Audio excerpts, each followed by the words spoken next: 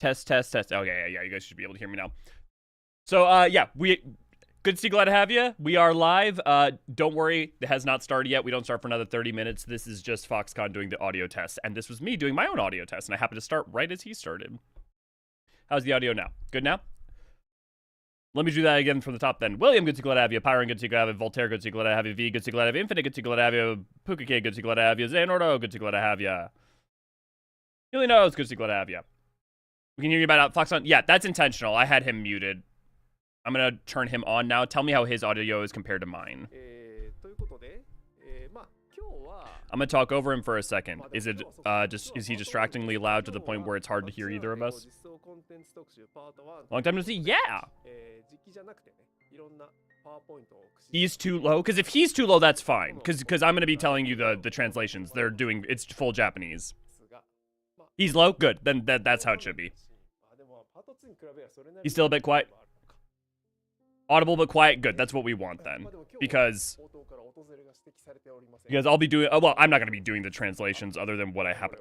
Oh, there's the Yoshi P. But Iluna Minor and Miluna from the 14 Discord will be doing the translations as usual. We'll be covering that. Morning to you as well. Yukio, good to glad to have you. Again, reminder, they are just doing audio tests right now. We don't actually start for 30 minutes. I want to hear Yoshi scream. What? I don't even know what you're talking about.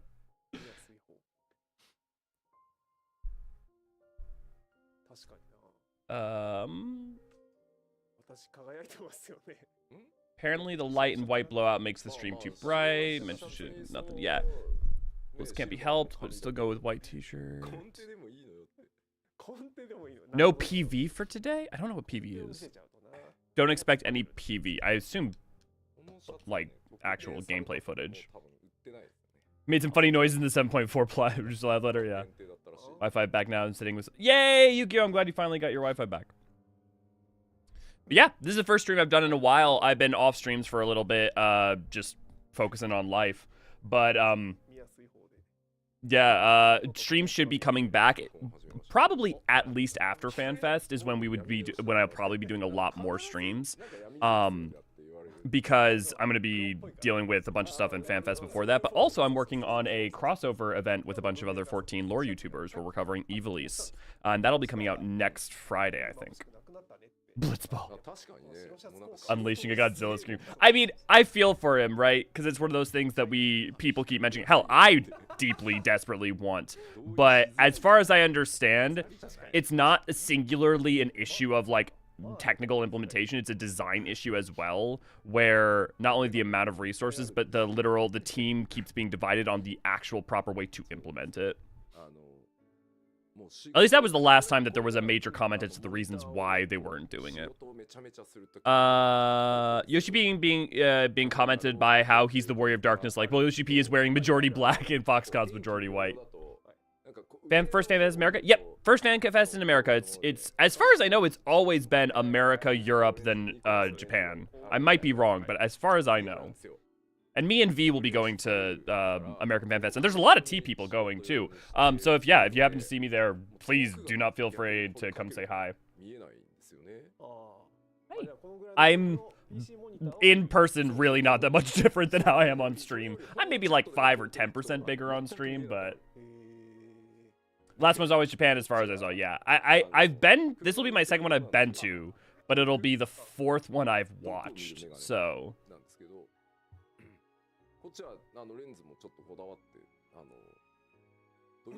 How y'all doing? How's Patches been treating you?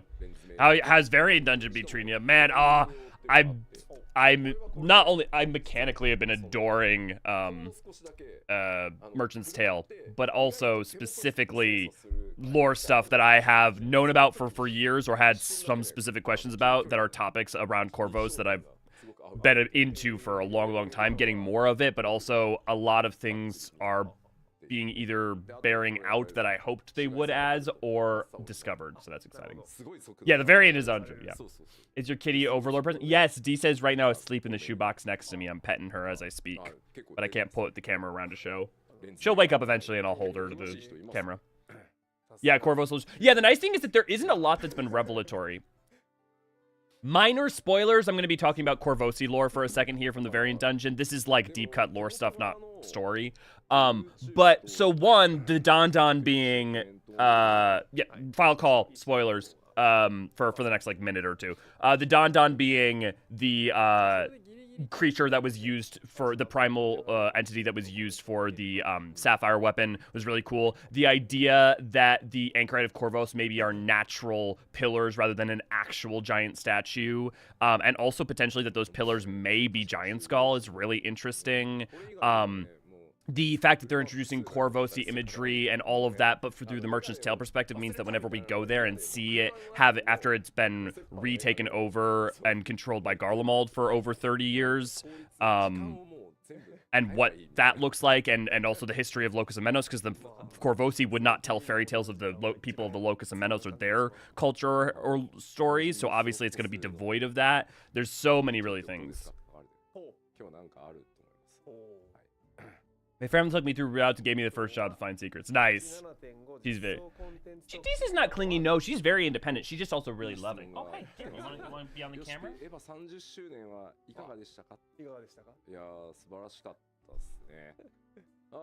たまたまなんですけど、最終日にちょっとお招きいただいたこともあって行ってきたんですけど、速攻非課線の方にですね、声をかけていただいて、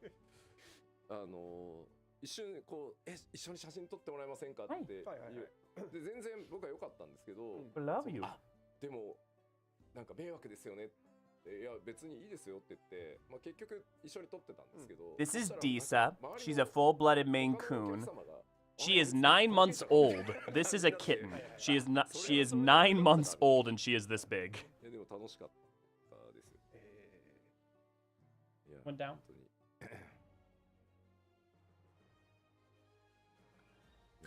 Yeah, so so one of the other things is the Corvosi Swordsmaster. So one of the things I love is that they established that Xenos was taught by one of the last Corvosi Swordsmasters in The Hunt Begins, and basically stole some of his techniques before killing him. And so when we got to the Swordsmaster as the middle boss, I went, oh, I wonder if we're gonna see them literally reuse elements from Xenos attacks in the Alamigo dungeon. And then they did, and it was yeah. And you mentioned it, it's good. It's so good. I just love it. Yeah, all 4 bosses are great from a lore perspective, especially because Corvo sits on the bounty, but they're not that far from the Siren Song Sea, so having the Siren is a great element. The fairy, oh my god, what is it? The Pari, it being a nod back to the Carpet Mount and the fairy tales of the Corvosi King is just like, it was, yeah, fantastic. Merchant's Tale is great for like 3 levels. If you've been a long-time Corvosi nerd like me, it's been super exciting to see things that you knew immediately. Like when they showed the one shot of the Pari, and I immediately was like, this is gonna be a Corvos dungeon. Without any other context, right? If you're new to all this, it's exciting because you're learning a whole bunch and it's very pretty and super cool. And the music definitely isn't the Agrabah battle theme from Kingdom Hearts. And the other cool thing is that when we go to Corvos, which we will go to Corvos eventually, 8.0, 9.0, 10.0, it doesn't matter. We will go one of these expansions. I'd be kind of surprised at this coming one, but we will eventually. The juxtaposition of what you've seen and experienced with the Merchant's Tale and what it will look like having been under Garlean occupation, and plus the mixture of Garlean rule, Corvosi rule, Locus Amenai existence prior, and also the Allegan structures we know are in that area is going to be super interesting. Another thing I love is as a detail is like all the gravitational and rocky stuff going on in the middle path. If you notice, geographically, where that would be is close to Zadnor. So actually all the things being ethereally fucked up and rocky like that in the north, east-ish. Yeah. Yeah. She's very clear, yeah. My friends took me through. Good morning, really, actually. Yeah, Sarah, good to see, glad to have ya. I really like the Swordsmaster boss. Yeah. Des, good to see, glad to have you. People say that it is. Yep, beautiful. Lady, good to see, glad to have you. Elio adds the DC emote. Here are we, right? I would Laffy. Also Laffy, good to see, glad to have you. But the problem is that they limit how many emotes you have depending on how many people are, like, subscribed to your... Not like subscriptions, but, like, what are the boosts called? I forget, but like being a member, like being a channel membership. So like the more people that are members of the channel, the more emotes I can add to the channel. So right now I can't add more. So if you want to get a DC emote, better add some more memberships to the channel. Not try to self-promote, but there you go. Yeah, no, she loves being held. Disa loves, she doesn't squirm at all. She just loves, she just hangs out there. 9 months old? Yeah, that minion will turn into a mount. Yeah, that's, she's 9 months old. Yeah. Imagine that being, I mean, Samurai uses one of Xenos' techniques. Well, no, that's more that Xenos uses one of Samurai's techniques because he goes about and steals different techniques. So the thing is that Xenos uses techniques from various people he's effectively stolen them from, which is also kind of a larger metaphor for empire and occupation and cultural appropriation and taking. Like, that's why he uses the Ame no Habakiri, I think is its name, but like, he steals the samurai skills from his time in Doma. He takes the Korvosi skills from being taught for the Korvosi. Like, he just takes things. And he's like, this is mine now. Oh, those are some cute figs. Are those the custom figs that they have the thing for printing? I think they are. Yeah. This is the custom print thing. Ray, good to glad to have you. The only thing I'm disappointed in is all 12 routes reward, though I admit it's really useful for glams. Yeah, I only don't mind because the amount of rewards in the other stuff was pretty satisfactory for me. I do think having a mount, I do think the Jin mount being tied to more of the main stuff and then having like a Don mount or something for Criterion would have gone a long way. But yeah. Don't think Corvos would be next location, but Corvosi Swordmaster is very like, no. Corvosi Swordmaster being a candidate for a job, I would say is like a 0% in my opinion, if you ask me. Not, like, there is extremely little about the Corvosi Swordsmaster from a design sensibility that doesn't already cross over with Samurai, and what little doesn't basically crosses over with Paladin. Its weapons already effectively exist as sabers and scimitars that you can use on Paladin. There's just not a lot there. There's basically, they would have to introduce something that is so tangent to it, basically like, oh hey, the Swordsmaster has been effectively erased from history because the last of them has died out, that we've created a new practice from the remnants of what we've learned of them, and it's this whole brand new thing. Like, that's the closest you get. But otherwise, if Corvosi Swordsmaster are a job, I would personally, and I don't make the decisions, I don't know, I could be very wrong, I would put at like 0 in my opinion, not even a 1, like just straight up a 0, like a straight up Corvosi Swordsmaster job, 0. Something kind of like it. Yeah, maybe. Yoshi B showing the figurines, yeah. They're cute. Yeah, maybe we'll have to get some of those printed for V, me, and Ray, and Infinite, and all the mods.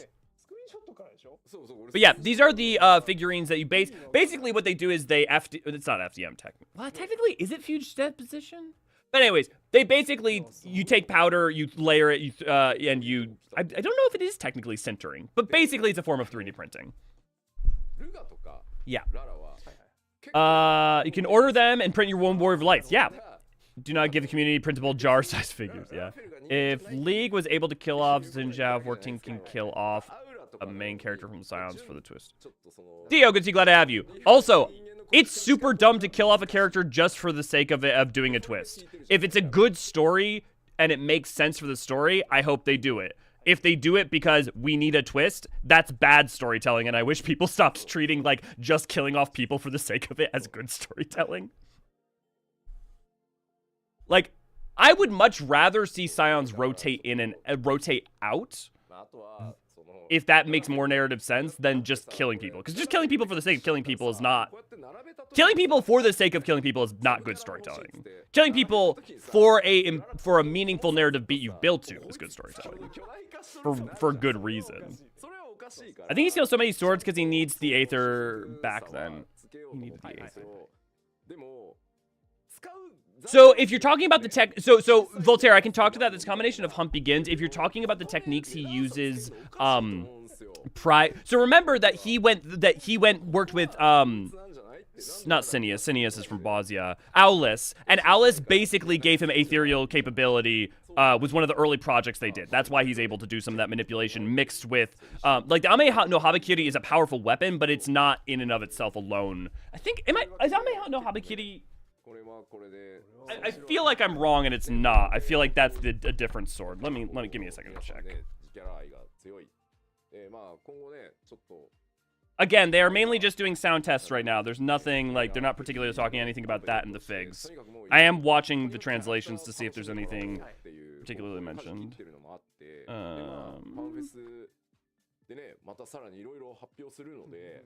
And if anybody knows the name of the sword, feel free to correct me.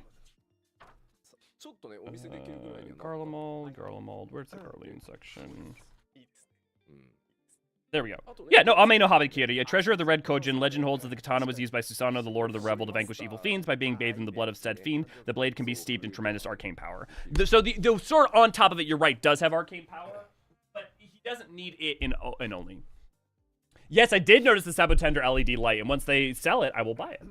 Because more Sabotender stuff, please.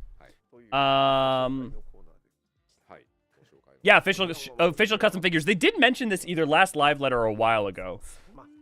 Yeah, we'll be all over after the fanfics. I'll also say that I wouldn't be surprised, depending on if the printer can be mobilized. And if it's only out of Japan, maybe less likely. That's the sort of thing that they could have a booth at FanFest. They did not say they're going to. I'm not saying they're going to, but I know of places in and around LA and Anaheim that have similar capabilities, so I wouldn't be surprised if you saw a booth like that. We still have 12 minutes until the live letter begins. Still doing sound checks. Yeah. I wonder, do they charge you per figure or per plastic used? Because the second case, I bet you there's a certain amount where they offset the cost of larger figures with smaller figures as to a certain degree at scale, but I would bet you that, yeah, Lawful's probably cost you less. That's good to see, glad to have you. Micro Popito. Yeah, points to World of Warcraft, yeah. Why are MC deaths the only way people can think to have a twist? Yeah, I don't know, lady. I think it's a really bad habit that people have fallen into, which is, to be clear, I am not against killing characters. Kill characters if it's a narrative that you build to. Just, for the love of God, don't do it because you feel like things are stale. I prefer to have them retire, yeah. I agree, Elio. The fact that no one died during the world is ending thing in Endwalker is kind of disappointing.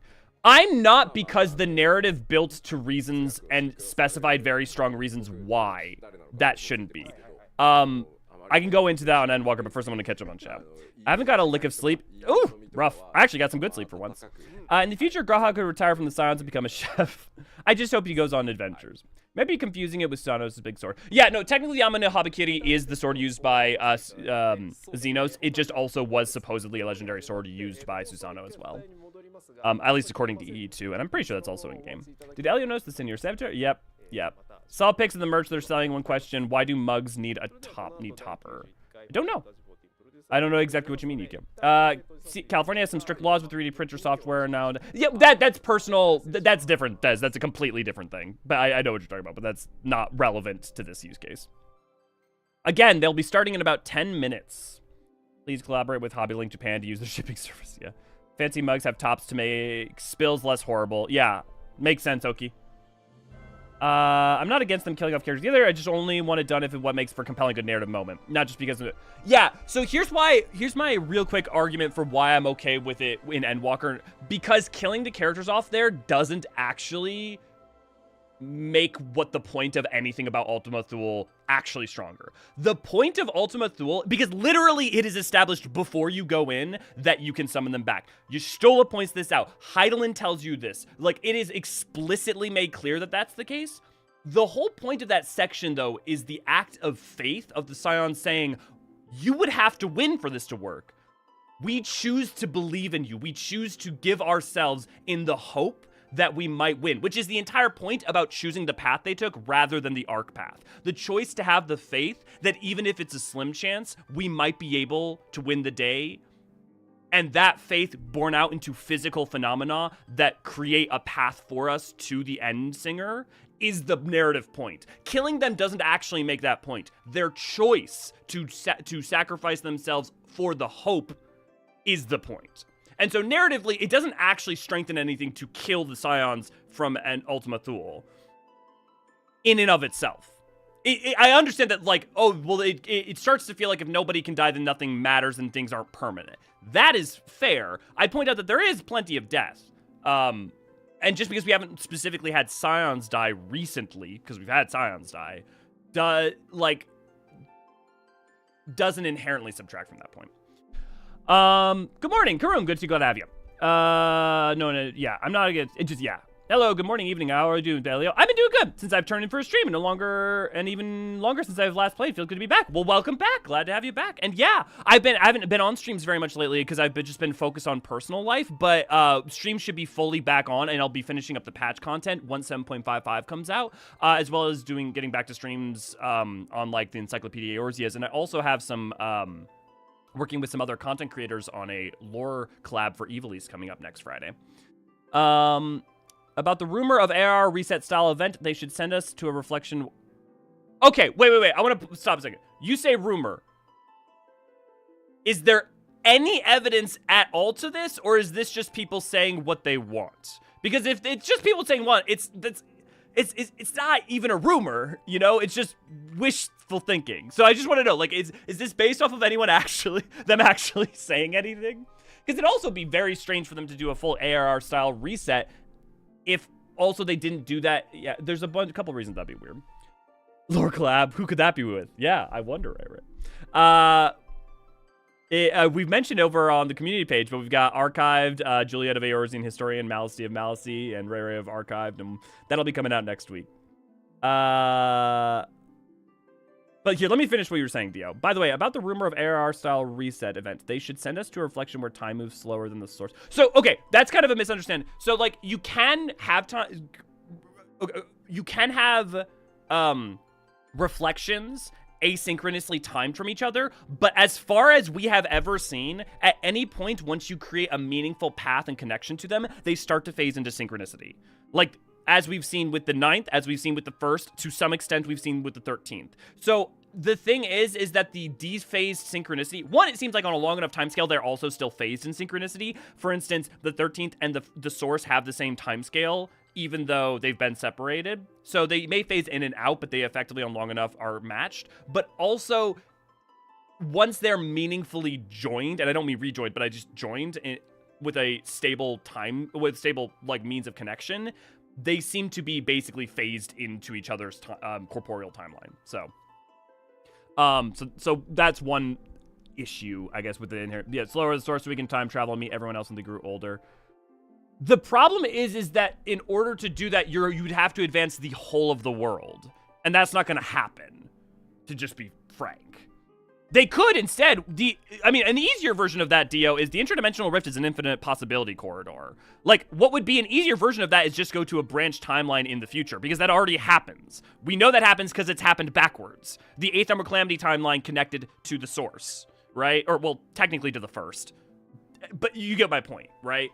So you don't even have to do that, a time dilation thing to do that. You can just do an alternate or future timeline that is not an inevitable outcome, but a version of events.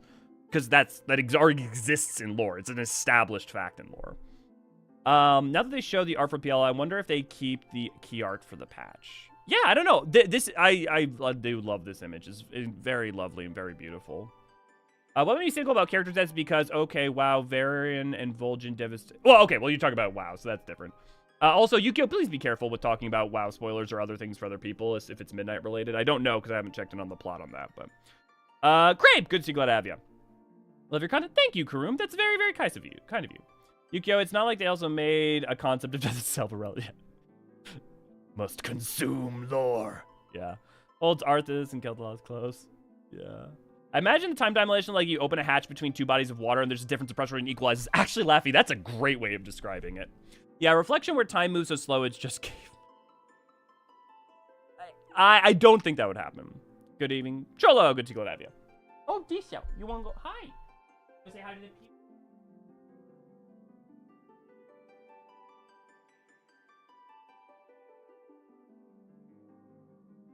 Disa wants to say hi and then she's going to go out. Yes, this is Disa. She is a Maine Coon. This cat is 9 months old. And she's already like 12 plus pounds. Want to go out? Let's go out.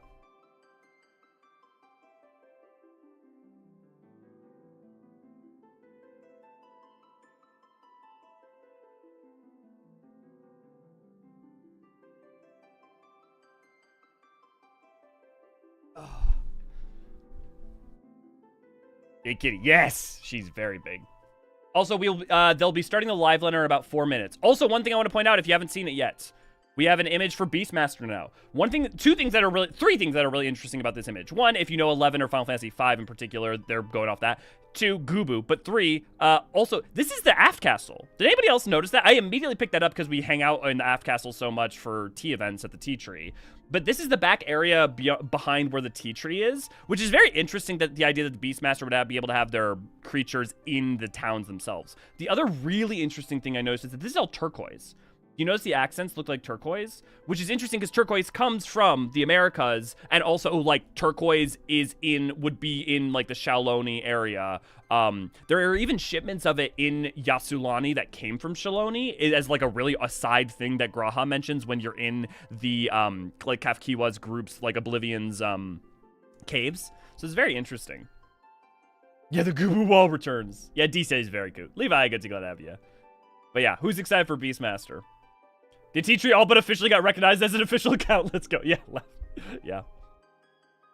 Aft Castle is the dungeon or the one? No. The Aft Castle is the second layer of Limsa. It's the upper layer, that like main area. So like you've got the Maelstrom area. You've got the Aetheryte right where like you first come up in there. And then east of that, technically, to the side of that, you've got this main plaza area. It's like where you go for Heaven's Turn, right? Yes, good to see, glad to have you. Do you think we can tame a behemoth? I'm just asking as a normally curious team member. I mean, possibly. What they're going to let us tame is who knows. It depends on also how the job works. You'd think they'd keep it related to Alamigo. Well, not necessarily. Beastmaster as a practice already exists in Yoctael, in the Jabral. Like, there are multiple groups that do versions of beast taming. You have the Alamigo with the Griffins, but you also have beast taming that exists in Ilsabard from Landis. Like, there's like the Von Steen are not the only people who do beast taming in lore. There's plenty of other groups. So, like, tying it specifically to Alamigo would be stranger because Alamigo has a specific branch of that practice around only a very limited subset of creatures. If anything, I think Yoctael, or at least like a practice of a combined, like if they made something where it was like the practices of multiple groups, like the Mammal Jaw people of Yoctael and Shaloni, because like the turquoise or whatever, worked together, and they made a new practice or something that, you know. I wonder if the screenshot was taken from a cutscene rather than Warrior of Light having actual capabilities to summon beasts and capabilities. I doubt it. I very much doubt that this is a cutscene. For a couple reasons, partly just how it's framed, but it's always possible. You don't tend to see this kind of framing in a cutscene unless it's a cutscene with full-on choreography, which are not as common. Ooh. We are getting started. Tame kitties, though. Curl, I would be very surprised if you couldn't tame a Curl. 1.0 PTSD, red shaped and Gubu. Yeah. Yeah, Pharaoh Studios, T-Tree just left. Summon a monster to reenact Seven of Calamity. Yeah. Okay. They're just saying, hey, we're beginning. This is Yoshi P and Foxconn.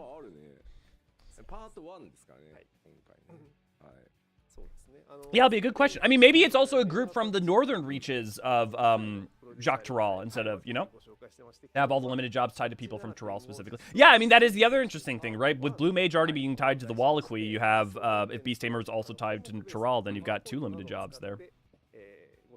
Yeah, obviously. Oh, I forgot to mention. There'll be no trailer because this is part 1. You won't get the trailer until part 2. That's super normal. And I believe they mentioned earlier that there won't be any gameplay footage today. But Yoshi P does have a lot of the art printouts, so we will be seeing probably some gear and other things. But we'll see. If you enjoyed the stream and aren't a member of Discord, why not join us at discord.gg/Eorzean Archives. Thank you, Ray. Where do we even have cat names? I mean, you have Curls, you have Gale Cats, there's Panthers, there's a couple, there's I'm forgetting a bunch, but there are some options. Yeah, actual gear Helios, but the other possibility is we may see more gear images for something like Beastmaster, seeing as they've already revealed it from the screenshot. We won't see gameplay, I will bet you money, but we will probably see, like, some more art and stuff of Beastmaster.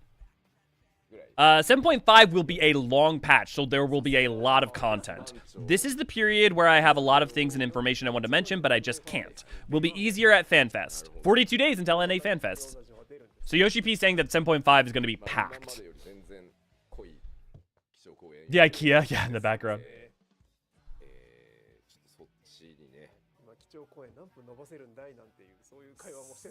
Coconuts to make it. Infinite, they may explain how Beastmaster fundamentally works. That's different than showing the gameplay of it. So we may see like slides on this, like how it's supposed to work. So I was just talking about that earlier. I think Bosnia is very unlikely. Ilsabar generally possible. Alamigo specific unlikely because of the Voshins and stuff like that, and it's not a whole bunch of. The most likely candidate is Tyrol. This is not the only candidate, but the widest amount of possible places that make sense come from Tyrol, and the fact that it has turquoise accents only makes that more likely. The schedule will be very packed, but today is all about 7.5, not about 8.0. Chad is asking if Yoshi P has already prepped his keynote for FanFest. No, that's just, this is a window behind them. That's just a business out behind them. You can actually see that IKEA in some other live streams before. I gotta go Voshtin for Beastmaster. Like Tyrol Vidrol series would be nicer. For what? Okay, first bit we are getting is... Oh, the patch! Oh, that's gorgeous! Interesting. Is that the Eorzean that sits within the key? I think that's the Eorzean that sits within the key, because it has those accents. Trail to the heavens. Oh, and the planet in the background. Are we doing space? Is Cosmic going to be... Is the travelers from Cosmic going to be relevant already?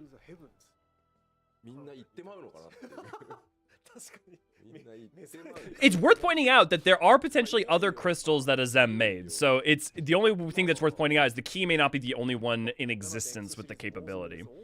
But we'll see. But yeah, the Eorzean that sits within it. Dawn Trail to the heavens, yeah. The fact that Aetheris sits atop there too is very interesting. Also, if that's Yaktaral, that would be the glass ocean over here, which is interesting.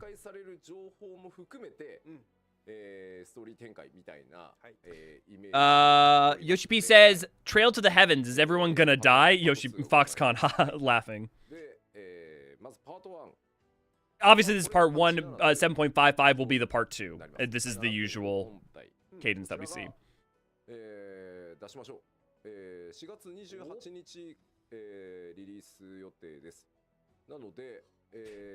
It's very interesting, this Trail to the Heavens, because that potentially implies that we are doing Sea of Stars stuff rather than doing just like a reflection or something. Oh wait, that's not... Wait. Okay, I need to look up the kanji for that afterwards, because that's not the kanji I would have expected. That might imply some more specificity. Patch is exactly your birthday. Hey! Happy birthday, preliminarily. But yeah, April 28th, 2026. So it's... Oh! No, they didn't hold it off. Oh, I was right! Oh, I was right! Fuck, why was I right? So, if you're going to FanFest, get ready to get home real quick. Yeah, that was kind of dumb of them. They really should have held it a week. Everyone I know was convinced they were going to hold it a week after FanFest. Yeah, and part 2 September. Yep, that makes sense. Because, honestly, early 2027 for the release date was... Usually we see like a 4 month or 3 to 4 month wait between part 1 and part 2. So that's not the craziest. And then this also goes in line. It depends. If they decide they're releasing Q4 2026, then it would be a hop, skip, and a jump from part 2. But I think like January or February 2027 has always been when I was... I even literally have a note from over like a year and a half ago. Yeah. My notes from over a year half ago. 7.5, April 28th or May 5th. Called it. 7.55, early July. So I was very wrong about that. And then the intra patches. And then 8.0 would be between November and January 2027. Right now, I would look at December to February. Yeah. Yeah.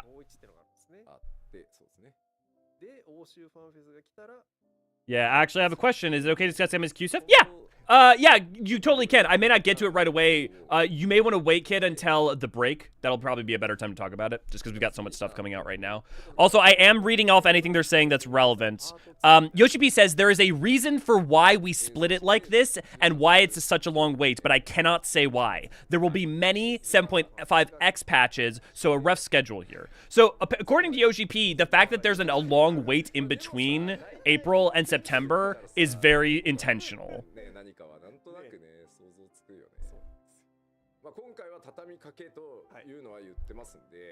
Yeah. Dawn Trail to Heavensward. Heavensward back, baby, ready for Gordius too. You probably have an idea what the content is getting released by just looking at this schedule. I mean, yeah, a lot of things we already know. Obviously, things like Blues Master and Blue Mage.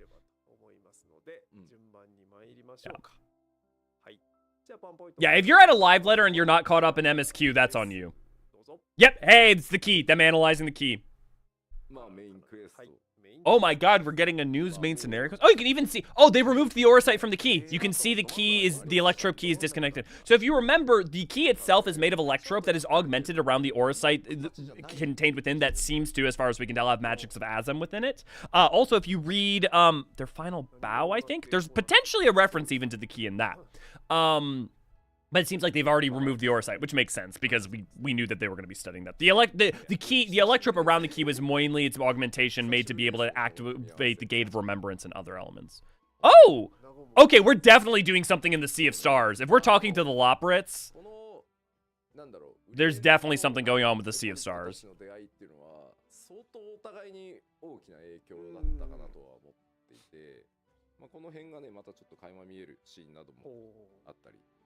Yoshi P says he saw the key in the center of the patch art as well. I haven't seen this, I haven't seen all of this combined in a while.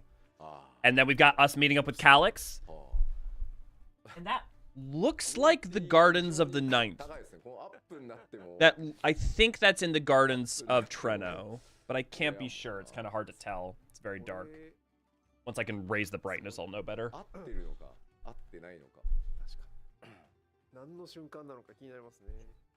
Bazooka, good to glad to have you. Haven't missed a lot yet. We just started. But we got the announced date, April 28th for the release of 7.55, and the announced date for the release of the second patch. Also, if they release the second patch on September 9th, it'll be on my birthday. We're looking at the moon. So again, Sea of Stars, but also important. Wait, is that Laxon Loft? I can't tell where we're at. The other possibility is that if that's a moon of, that's the moon of the Ninth. Obviously, Zodiark would have been stored there, but his Aether should have returned to the Ethereal Sea of the Ninth because when he was slain, unless the Levin around the planet kept it from returning in the same way that the Astrality did of the 13th, but that seems less likely. Was the moon always that yellow? Yes. Yeah, so the moon, if you go in game right now, doesn't always look that color, but they've had it this yellow color before when we've stared up at it for dramatic effect. Yeah, if you go back to like 5.5 and stuff.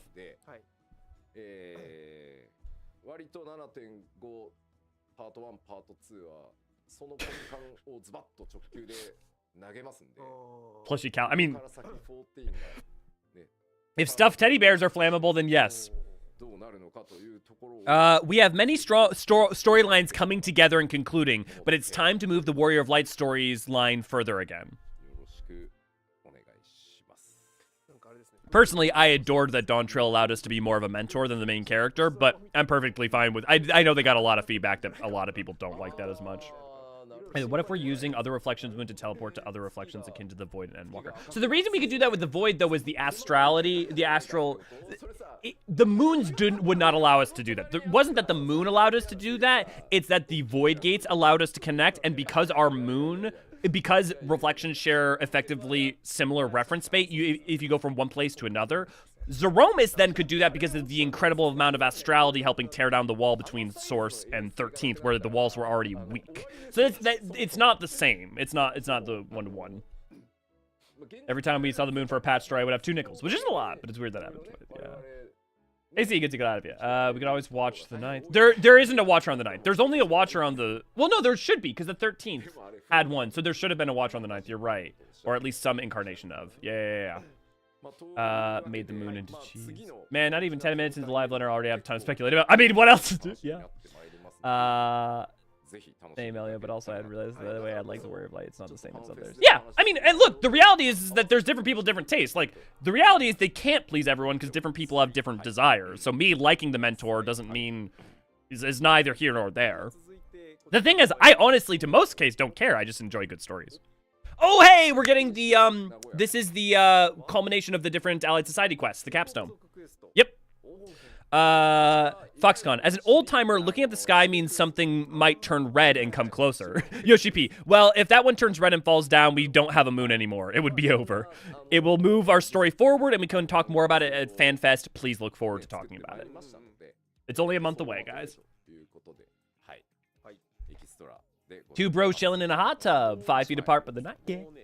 Yeah, Allied Society quest, please, new dance emote. Ooh, we're meeting back up with the Cocaine Snow Bunny. If you remember him, he was a part of, obviously, doing Worker Zormer. But also, if you've done the Yokui quest line, this guy was relevant.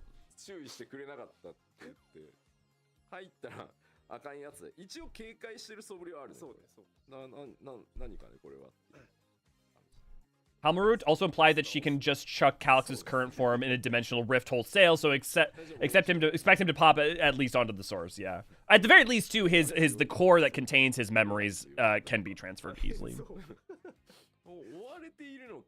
Forbidden ice cream. Yeah. So is him being a dessert not odd? What do you mean? Like, oh, they're like the staff?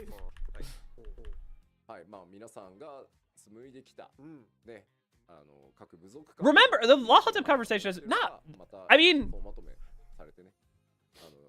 I don't know. Especially onsen culture coming out of Japan, I would be surprised. It's still alive, does that mean... I mean, Halmarut is going to be... I would put a inordinate amount of money on it. Does that mean the other Unseen, Unsundered have a chance of being alive? Yeah, so the ones that could still be alive are Halmarot, Pastorat, Altima, and Dudelaphon. Those are the 4 that are unaccounted for. Hey, Hildebrand! Oh, we're even get the... Oh, okay. Yeah, Halmarot is sundered, yeah. I'm just... Yeah, so, like, it's Halmarut, Pastorat, Dudelaphon, Altima are the remaining unsundered, unaccounted for. Emerald outside and Eureka, and other than that, most people, I think, know the majority of them. Yeah, FF9 Sid. Yeah, if you played FF9, you recognize this. The Oglup has also shown up elsewhere. I won't say where, but go play Hildebrand.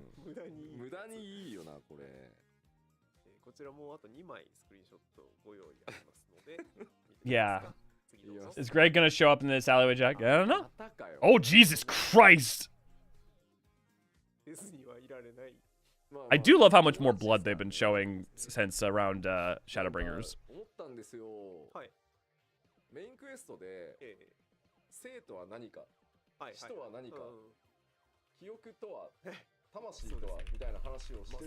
Yeah, I see your message, V. We'll talk a bunch after. Me and V were planning on driving all the way there and driving all the way back, and now we're like, fuck. We gotta make plans for the patch. Resident Evils, yeah. Can we address the ugly blue moon? Resident Hildebrand, the zombies from Yue Iwata. Yeah, my first thought is Yue Iwata, although is their top half the same research outfit?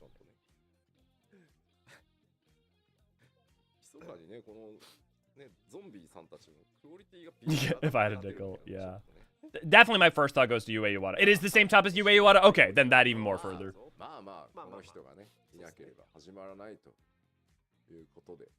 Yoshi P, it was difficult switching between a serious environment and this while playtesting. I mean, isn't that Hildebrand? So, Crepe, yeah. I have not played the Dawn Trail Hildebrand intentionally. I wanted to wait till we got to the last patch, so I can't speak to it. ぜひ、はい、楽しみにしといていただけたらなと思います。まあ、ラストですんで、LD 節全開でもはや止める者はいないみたいな感じでいこうかなと思っております。はい、ということで、事件やヒルディブランドの黄金編でした。はい。Going back just to check to see if we missed anything. Yep, nope. Nothing specifically mentioned.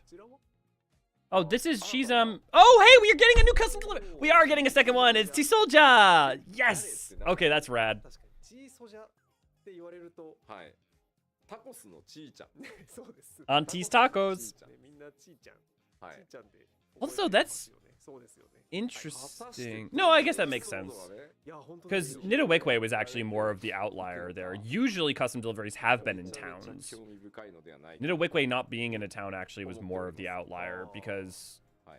Are there any other custom deliveries that aren't in a town other than Nidawikwe? I don't think so. Yes, must make tacos for Auntie, yeah. Actually, that's a really good question. Because you wouldn't be able to dress female mammal jaw because they don't, like, they can't, normal clothing can't. So who are you going to be able to dress up, I wonder? Hey, what's the coming patch 7.5? Yeah, well, exactly. I wonder what, I would, duty support, what's left? They got Orm Vale. Oh, the Dusk Vigil. I'm an idiot. Right. And I think this should be the last one. Because the only one would be Shisui. No, okay, yeah, nope. Okay, they're doing Shisui as well. Yeah, so that should be it. Now you should be able to play the entire MSQ with duty support, which is great. Unless they're adding Mammal Jaw. Well, no, honestly, Levi, that would be the funny thing, right? Because then if they were going to add Mammal Jaw as a playable race, being able to add on, like, I mean, I don't think that's going to happen for a couple reasons, because the workload involved. And I don't even know if Mammal Jaw are technically like the other races, where they're technically built off of a base here or one of the other races' models. Yeah. Makes sense they would wrap these up on the 0.5. Yeah, they had always basically said that their plan was by the end of Dawn Trail to have it fully complete, so. Mannequin, maybe? Or a waiter server character? A waiter or server character, I think, could make sense. Yeah, King Kuma. Not counting trials. Yeah, not counting trials, correct. But dungeons. Loppers are just Lalafels, if I recall, skeleton-wise, in programming.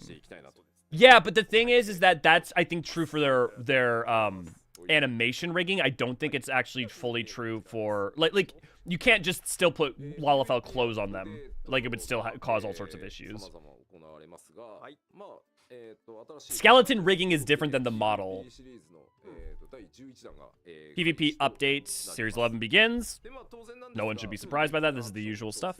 Yoshi P says, we did this. We did see the feedback that we might have reduced mechanical difficulty too much in the duty supports. But keep in mind, with the duty and sports, we kind of had to. We want solo players to be able to enjoy the content, but we're being careful not to take away too much from mechanics and gimmicks. I don't really think they've reduced them too much. And often, even in the places where they slightly might have reduced difficulty, I don't think they reduced difficulty. I think they made it so it wasn't. They made the mechanics clearer. It wasn't that the mechanics were hard before. They were just more obtuse and not in line with other gameplay conventions. And I don't think that's difficulty. I think that's just readability. In fact, I think some mechanics, like, for instance, Copper Bell is way harder. It's just way clearer. Oh, let's go! Archaea Harmonious. We're getting a fucking Charlian Arena. Okay, maybe I gotta do a bunch more CC with V. Yeah, Zamail.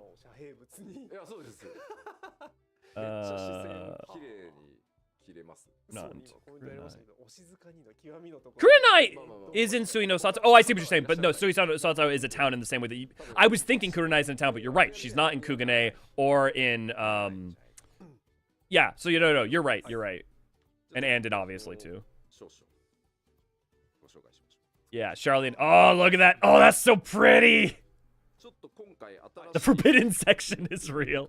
Yeah, Yoshi P, you can very easily cut losses. Yeah, but you got to be quiet in the library, according to Foxconn. Well, there's no one else around, so it's fine. I wonder if there are, like, a quiet in the library mechanic. That'd be cool. The books are clearly going to summon things a la, Oh my god. 頭が生えてきて 57 dungeon. Heaven's word.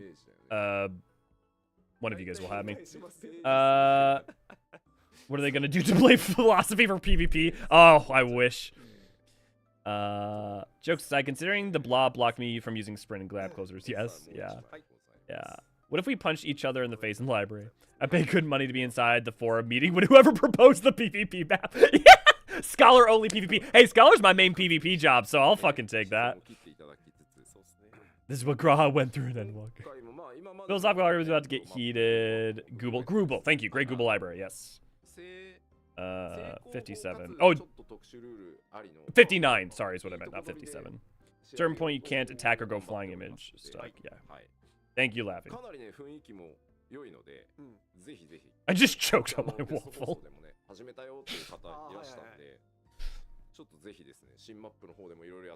Remember to cut line of sight when you with these. So you want to avoid line of sight. You basically want to use the shelves to cut line of sight, apparently, a lot of times. Your tier should be Charlene housing, please. Yeah. Hey, they literally have the area. Like, literally in the back northeast corner of the map, they have a housing district. Like, you can even see it currently. And it is in lore as a housing district. So.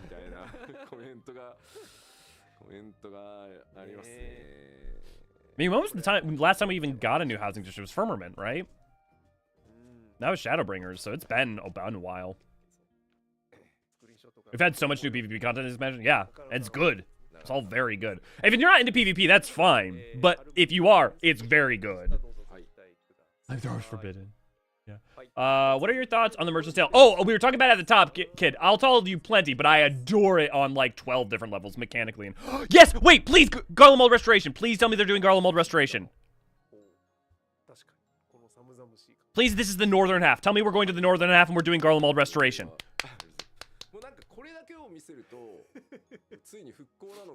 Come on, I've been saying this for... I knew that they were going to do this because they've established a bunch of lore reasons to do this for a while. Since Endwalker. No, new dungeon! Cladium. Interesting. I bet this is the northern half, though. I bet we're going to... Yeah. I know you're surprised, but it's a dungeon. I bet you... So, for those who don't know, the part of Garlemald in the map that you are is actually the southern half of the city, with a tower bisecting it. There's actually a northern half on the other side of the wall. We also know that there are other cities, like smaller cities and towns outside of the main proper Garlean capital. So that's also a possibility. I would suggest that this is most likely the northern half.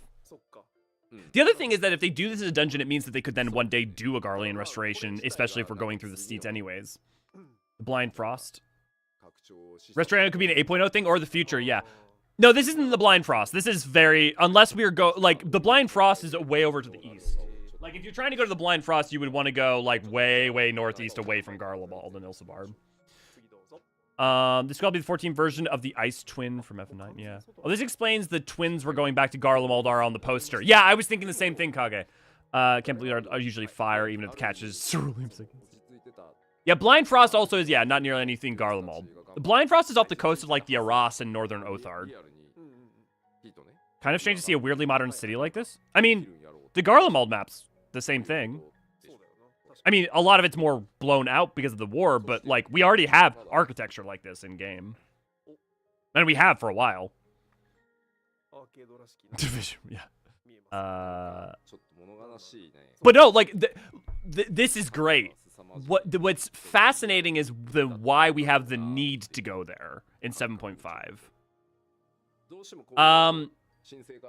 Yoshipi, this might not be related to the next expansion itself, but it leads us there. It's part of the MSQ. Yoshipi, I thought Garlemald calmed down, but things are clearly burning, so something is going on. Is something coming down and attacking? Is the Garleans split on the way forward? Is this established? I mean, look, the fact that you would be establishing more Garlean stuff, especially while also establishing Korvosi stuff, is very interesting to me. I mean, look at how important Aloe Aloe ended up being to Dawn Trail. Not that I think that there's going to be... Oh, interesting. Did they have some kind of research institute? Wait. Interesting. Like, those lights in the center have... I don't know. It's hard to tell from here, but that has those some accents of some. No, wait. Those almost have accents from the Unsundered World. Did Garlemald find ruins of the Unsundered World? I mean, that could make sense. Or aliens. Oh yeah, aliens. It's Area 51. Yeah, Garlemald dealt with an Area 51. I mean, that'd be interesting. Well, there wouldn't be a War of Succession because there's no royal family, but there would be a split in the political way to lead the group forward, as well as the people who might want to harken back. But there is no royal line anymore. Like, the royal line ended with Xenos and Nerva. Yeah. Who is the founder of Garlemald? Yeah, no, I mean, yes, I'm very aware that Solasov Galv is obviously being Emmett, but that doesn't in and of itself tell us why. Right? Because remember that, like, Amarat is a glamour. Alligans again? I mean, there's nothing here that I would look to then think Alligans off the bat. Yoshi P, you always had a dark impression of Garlemald since the Realm Reborn, questioning whether people even live there. Yoshi P, so it's related to the source. So all this is related to the source. So please look forward to it. Interesting. Summon Karn, yeah. Bosnia coming into the MSQ with a steel chip. Wait, where did Bosnia come into this? I mean, Bosnia, if anything, Corvos is more relevant there. Bosnia having a trigger weapon and having the Diablos armament hidden beneath it is more a thing for that area more than it is, like, Bosnia in specific. I mean, Bosnia is also in the MSQ in so much as that, like, Gunbreaker comes from there. And Alag is tied into that because it's one of the places that they couldn't conquer. No more Alligans. One? Okay. Hey, and the final of the Alliance raid. Also, no. If a fundamental civilization is tied into the entire history of a world, just selectively choosing to not have them present when they're a part of the history and legacy of it is odd. Like, we will have more Alligan stuff. I mean, when we go to Mericidia, we're going to have more Alligan stuff because of the fallout of the history of what happened there. And Corvos has had Alligan stuff hidden there, we've known since 2.0. Like, that's, like, established up. Windhurst! Yay! I'm so glad the people who desperately wanted Windhurst are actually getting it. I'm in some ways kind of sad that we didn't get, that we got Juno, Sandoria, Windhurst, but we didn't get, oh, I'm forgetting its name. The third one.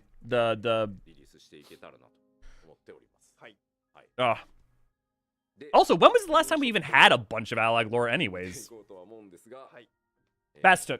Oh, shush you. Bastuk's not terrible. Bastuk, yeah. Revealed. I mean, it did not reveal it, to be fair, kid. That's been in lore since the hunt began. Yeah. And no, Swordsmaster's not going to be a new class. Literally, there's almost we talked about at the top. There's literally nothing to use. One, they've almost, like, there's nothing to use in Swordsmaster that's not already present in game. Like, literally everything about it. Yeah, also, congratulations. You guys got your Shantoto. You finally got your Shantoto. Get ready for some Oblivion.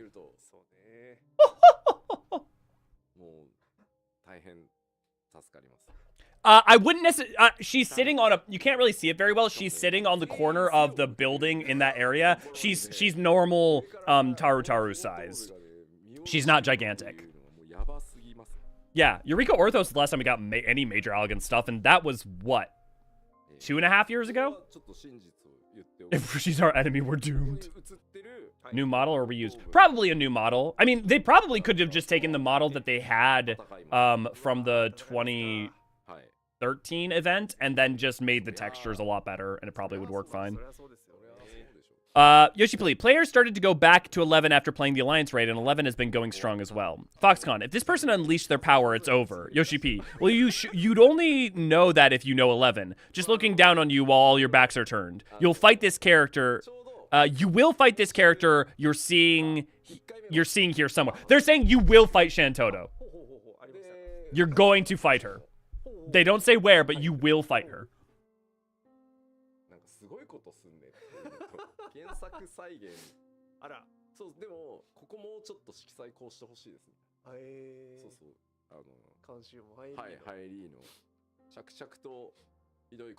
Levi, you're just describing 11 in general.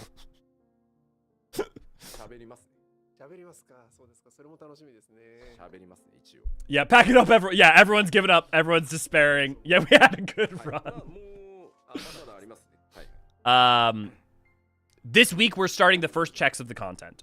Oh, that's gorgeous. That's lovely. You've heard about Ecliptic Meteor. Now get ready for Frick You General Direction Meteor. This is one character that canonically managed to escape the conflict of Dissidia. I'm terrified. Yeah. Look, Final Fantasy X is my favorite mainline Final Fantasy of the single players. So whenever they do 11, 10 stuff, I'm happy. But I don't want them to force it. I just want them to put it where it makes sense. Like when they used Anima, fantastic. Yoctowl being an interpretation of Macalania, fantastic. This is gorgeous. And also it's lovely because if we don't get anything more with the Aoife tree than we've gotten so far, which we have had the Animo Terminal and the references to it in being in the 9th, even just having a giant tree like this feels nice. Maybe the new minion or model or rerun of the old events to celebrate the series ending. I'd be surprised. I wish I would be surprised. Is Animal Kingdom? I'm gonna cry, dude. Yeah. 3. I don't go here, but I love me a big tree. You've foreseen part 2, 11, Boogaloo. Yeah, yeah. Yeah. Coolest raids. As someone who has Ivalice as their lowest ranked raids, Helios, I'm probably not the best person to talk to. And I have been doing nothing but reading Ivalice lore and playing the Ivalice raids for the past like 2 or 3 weeks, so. Please take time and look at the ground as well. My team called me over during the playtest. Yoshida-san, come here. Please look at the ground. It's great, right? Yoshi P. Graphics are obviously different between the games, so it's just about reproducing things with better graphics. But they tried to reproduce the look of 11. I would say the healthiest thing that can be possibly true about Alliance raids or any content is that a bunch of different people have different feelings on them. Because if everyone agrees something's good and everyone agrees something's bad, then it's like, you know. But if we all have different tastes, it's probably a good thing.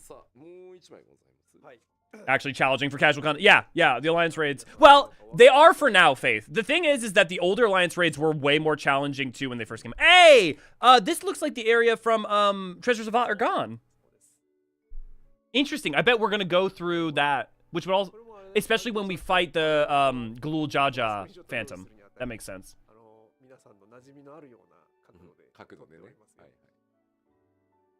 Same math boss. Yeah. Promathia pre-final boss. I'm saying Promathia. I'd go with Promathia final boss. But like I don't know. Maybe they'll do Altana. It could make sense. Because the only Altana only shows up once for a very brief moment. I'm definitely going for. Here's the thing. Promathia 100%. Altana or Altana Promathia maybe. I don't know. I couldn't tell you. I mean, it would make sense as they are technically a pair, in a sense. Yeah. It'd be also cool if they combined them and then they turned them into the 11 Cloud of Darkness or something like that. Primes and Matt Boss. Yeah, yay more my brother to reminisce about. Yeah. Altana is a reflection of... No. 11 and 14 are not... There's no reflections. No. That's not... The interdimensional rift connects as an infinite possibility corridor. 11 is not in any way, shape, or form, even a little bit, a reflection in any way. It literally cannot be. Their fundamental metaphysics are different. They are not... No, it's not a reflection. And the reflections are exclusive to the specific planet that was Aetheris being sundered into 13 and Source. So yeah. 11 is allegorically, or basically 11's Hydaelyn in a sense. That's like true, but they're not connected. They're only connected in so much that the interdimensional rift connects infinite possibility locations, but they all have their own physics. They can all have their own physics and separate laws of order. So, reflection, no. Parallel version in a sense, yes, but only in the sense that as Final Fantasy reinterprets concepts. We also took a screenshot from an angle that might feel familiar. Also looking forward to the music. I heard a rumor there might even be a new song. Yoshi P, I didn't listen yet. It's just a rumor. I think I can show the atmosphere during the next Precision Live Gather in-game footage. Hey! Let's go! It should have been a reflection. Fuck no. No, it should not have been a reflection. They're not the same. Oh my god, I'm sorry. I've been saying this for literally since Stormblood. 11 cannot be a reflection of 14, and it never could be. They are not the same worlds, and I don't mean just in a general sense. I mean literally, you would be like saying, let's have Lord of the Rings and Game of Thrones be reflections. They're not, they're different. Like, it's not, oh, I want it or not. It's literally, that's not how the physics of 14 or 11 work. But yeah, new trial, Enuo! So here's the question, though. Here's the question. Here's the question. Is Enuo the Hildy trial or the 7.5 MSQ trial? Because if it's the Hildy trial, that'd be amazing. But also, it's Final Fantasy V, so... It's interesting that they're not using it in Occult. Interesting. Hildy for sure. Yeah, everyone's like Hildy, yeah. But it has an extreme. I mean, that... We had extreme Memoria, Miseria, and no normal in Shadowbringers, right? Like, they can do different things. The idea that they made an extreme for a Hildy isn't that weird. Yeah. You guys seem excited for Enuo, yeah. I mean, interpretation. Well, then don't use the word reflection. If you use reflection, that has a specific meaning in 14. How does he come into this? Not a fair comparison. Someone hasn't read A Song of Ice and Fire. 11 is a reflection of the time. And also, that's a very, like, you could have that opinion of, like, maybe season 6, 7, and 8, maybe, but that's just a very odd take, I would say. It's Final Fantasy world is based on a different planet. It can't be a reflection.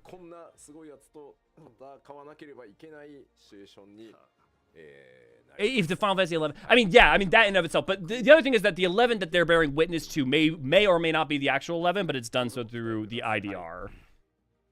Yeah, what's this say? Hildy can't have an extreme trial. Yeah, and maybe it's connected to Kryl since it's an FF5. Oh, we are getting Shinryu.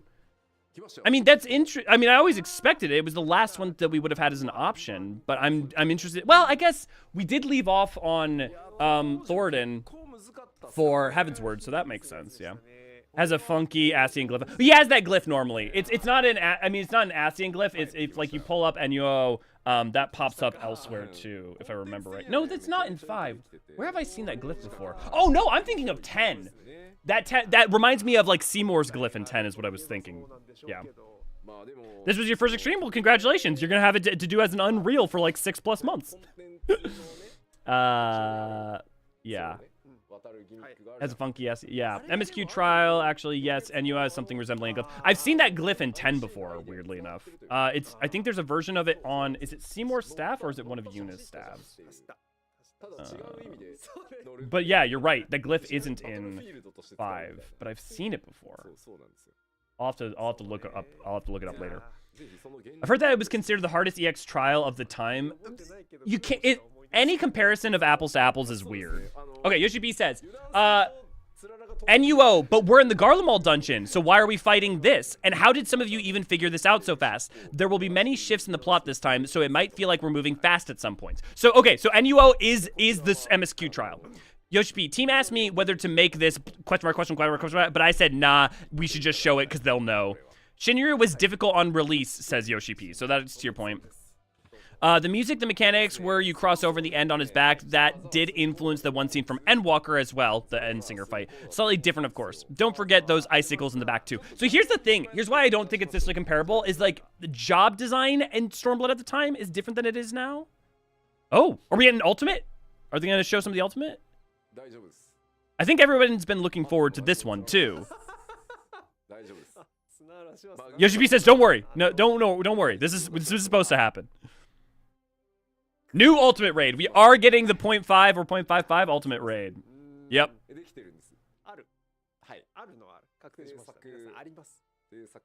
Yoshi B, I'm going to give you the title. Never mind.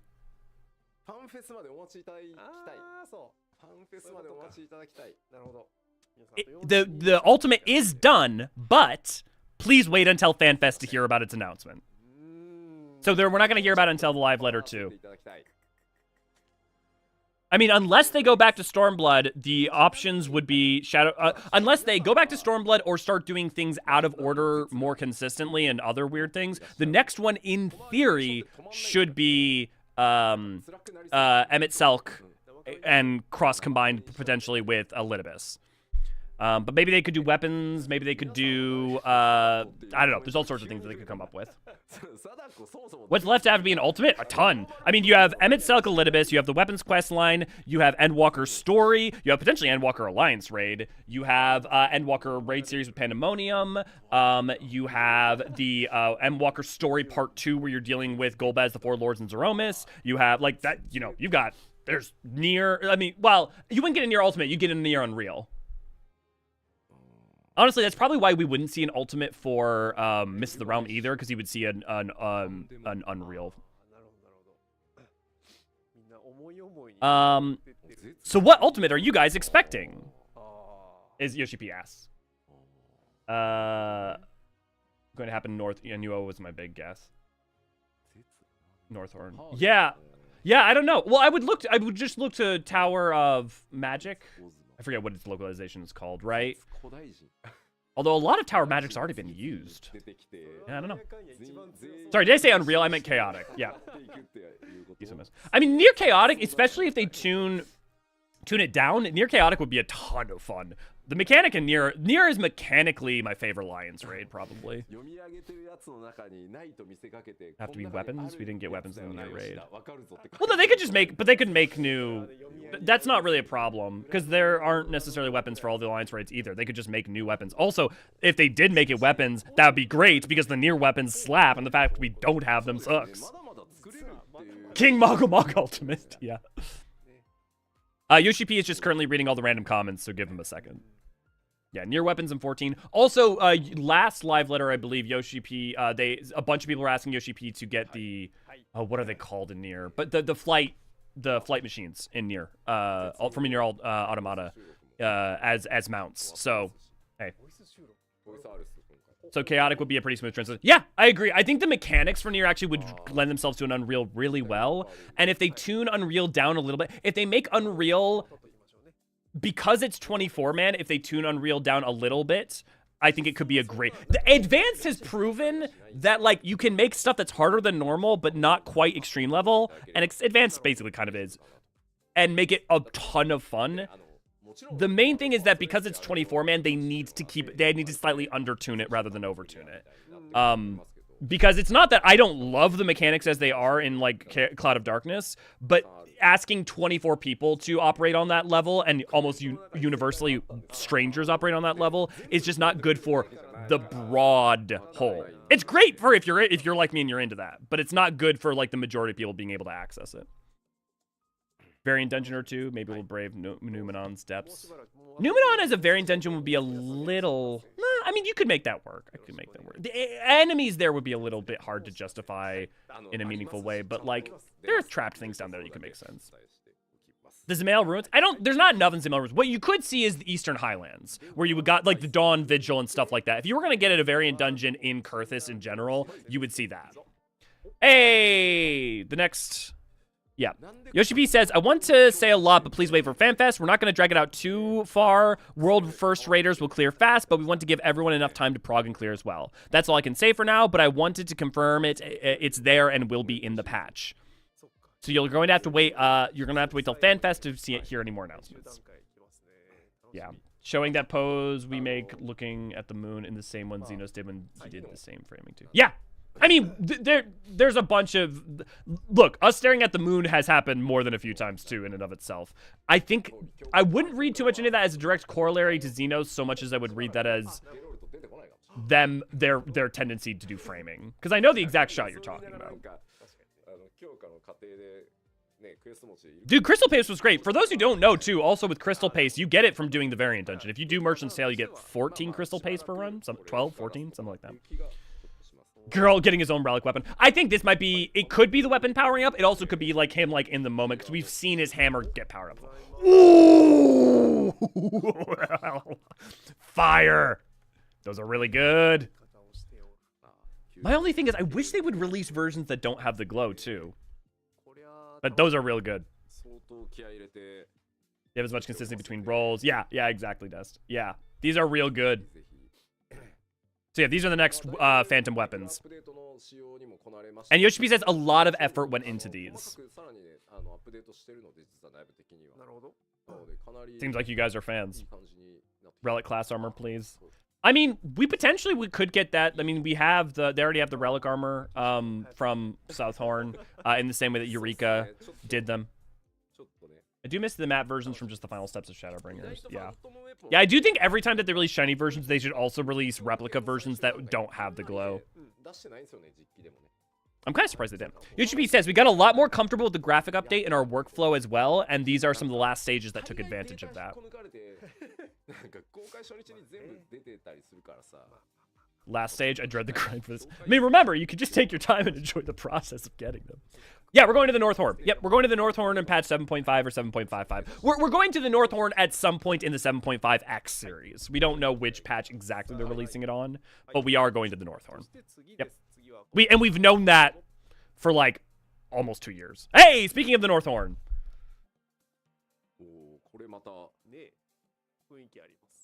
Occult Crescent, North Horn. I wonder if this is one of the remaining civilizations that wasn't recorded in the... Because we had Karnak as one of the civilizations not known about during the 5th Astral Era in Eorzea. But there should still be... Because you had Scala, Amdapor, Mach, Karnak, Nim. So that's 5, and I believe there should have been 7 more. So these locations likely could be nods to those. Although this might be... That looks like... some of the Skalan architecture, so this could be also an above-ground Skalan ruin, depending on. Yushbi has not said anything new yet. Oh, see, this is Nimian as well, so maybe, yeah. Although, that's weird. Because Nim didn't become floating until after the 7th. That's when the crystals became astrally charged. Karnak Palace. Yeah, it could be. Yeah. So this is Nimian, obviously. You can not only you can tell from the architecture, but obviously the floating is alluding to that. Interestingly, though, these aren't astrally charged crystals. These are wind charged crystals, which obviously can have the same floating effect. But that is an interesting note. So this was floating. Well, this is not nothing to do with the same reason that Nim floats astrally in current days. Venture the North Horn and make new discoveries. Yoshi P, a new field exploration and a summary of the OC update.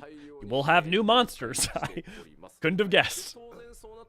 Did we find Amdapori ruins in Southern? Yeah, we had Amdapori ruins, Skalan ruins, ruins of Karnak, Maki ruins, and Nimian ruins. Those are the 5 nations of the 5th Astral Era that we had in the Southhorn.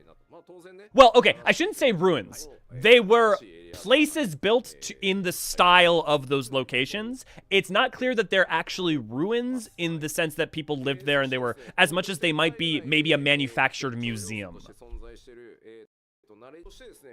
There will be a normal, yeah, there's going to be a normal version. They already said they were planning on it.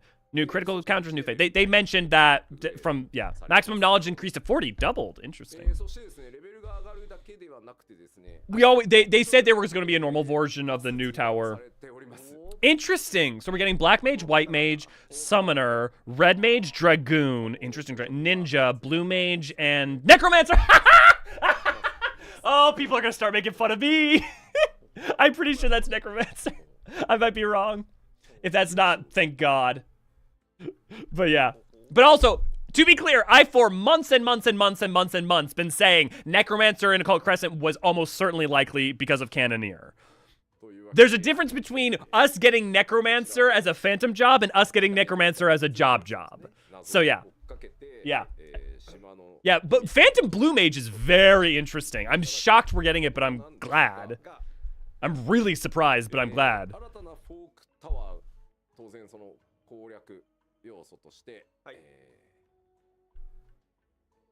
Fork Tower Magic? We're going to get a normal version because they mentioned that last time.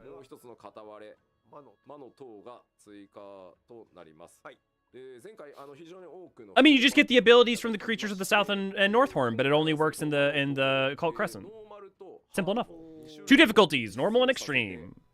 I do wish they would go back. I think going back and fixing blood and having a normal extreme would be awesome.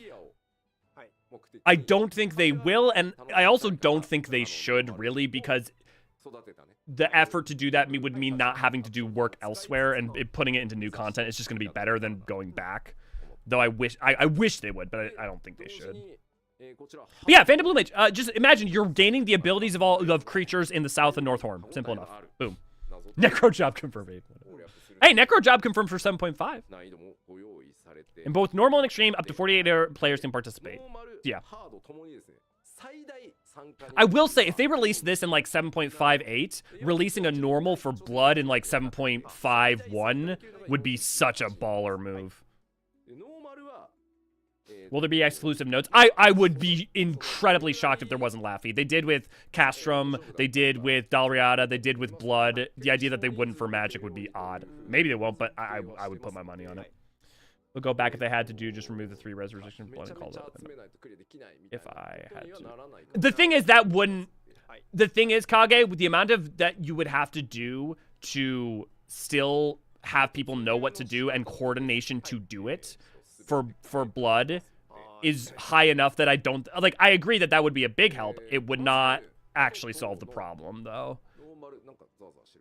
There are too many things that you can wipe all 48 just by having 2 people not know it. I mean, look at Cloud of Darkness.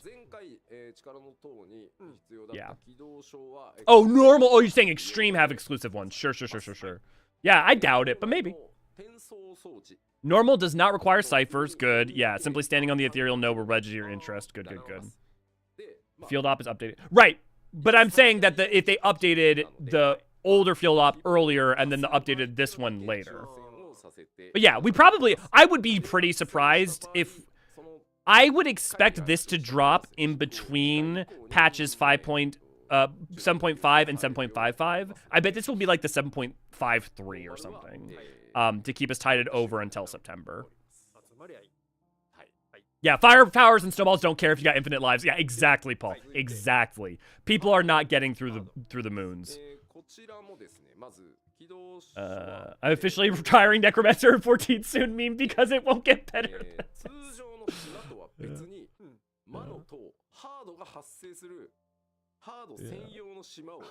For sure they're gonna have different rewards, right? Yeah, probably.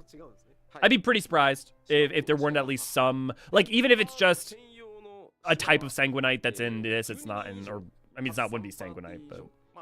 Extreme instances can be entered by an alliance of 12 or more players and 3 or more parties. Yeah, so this is basically just, it functions the same. Yoshi P, you do not need 48 players to go in, maximum of 48 players. We did design normal so that if you go in with a smaller amount of players, it will, like, translate down.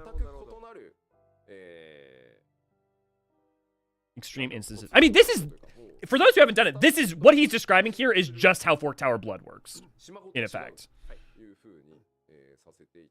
Oh, well, I guess from the extreme mode only instances separate from the normal instances. Okay, no, you're right. That element is technically different. But the problem is that I'm not sure if the way that this is written, I don't know if this is talking about extreme mode only instances of the map. I assume so. That's what I assume in reading it. Didn't expect them to just do away with that. Well, they didn't. I think the idea here is that by making a normal and extreme and having an extreme mode only instance, you don't have to delineate in the same way. This already bifurcates. Because the reason you needed ciphers was you didn't want random people just hobbling in to blood because one person who just, like, I don't know, man, I'm trying it out, could ruin the whole run. So, yeah. Blood instances are made for blood groups and then open to randos. Yeah. This is different. Yeah. It depends on how they mean that with instancing, but that's basically the same. And also, it's not it made for blood groups then open to randos. If you do, that's only if you pre-sign up as an alliance raid. That's not true if if people just go into an instance.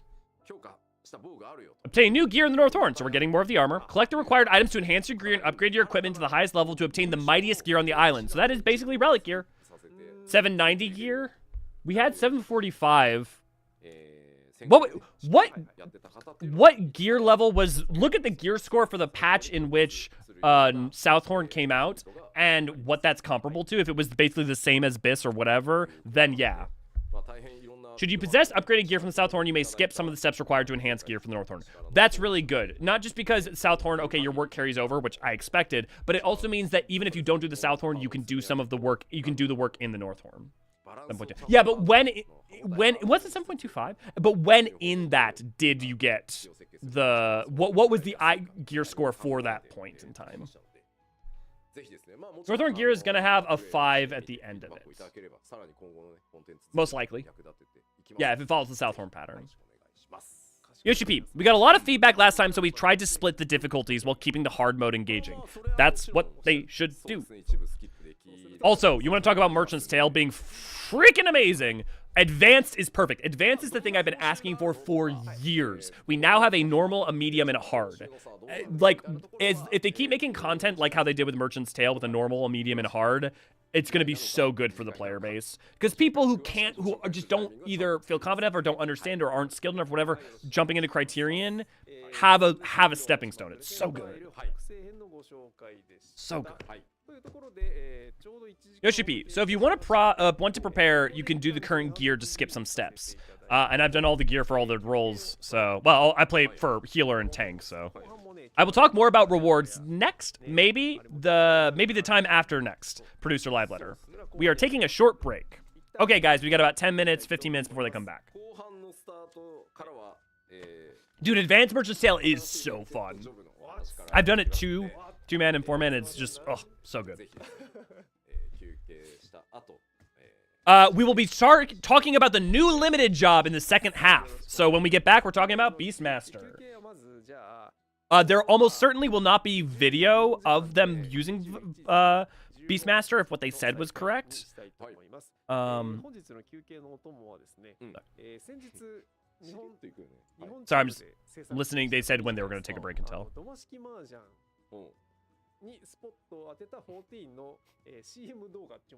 No, they're not talking about that. Yeah, my favorite thing about Merchant's Tale Advanced is NA servers finally got over being terrified of just duty finding something hard. Well, but the reason they got over that is because you gave them something more approachable, rather than saying you can either play, forgive this oversimplification, baby mode or savage mode.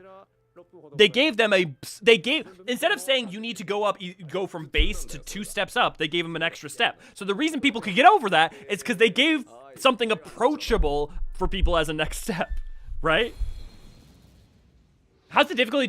Difficulty's not that. So here's how I will explain the difficulty for 2-man. It is not harder.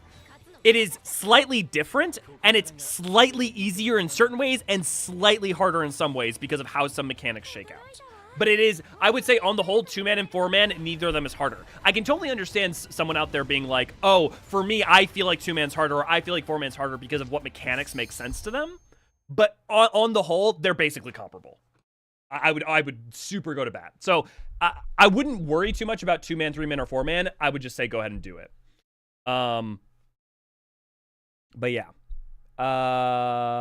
Advanced Merchant's Tale. My favorite thing about Merchant's Tale Advance and Blue Mage. Where are you, Blue Mage? They'll talk about Blue Mage too, but I wouldn't be surprised if Blue Mage. Oh, they did a Smile music video.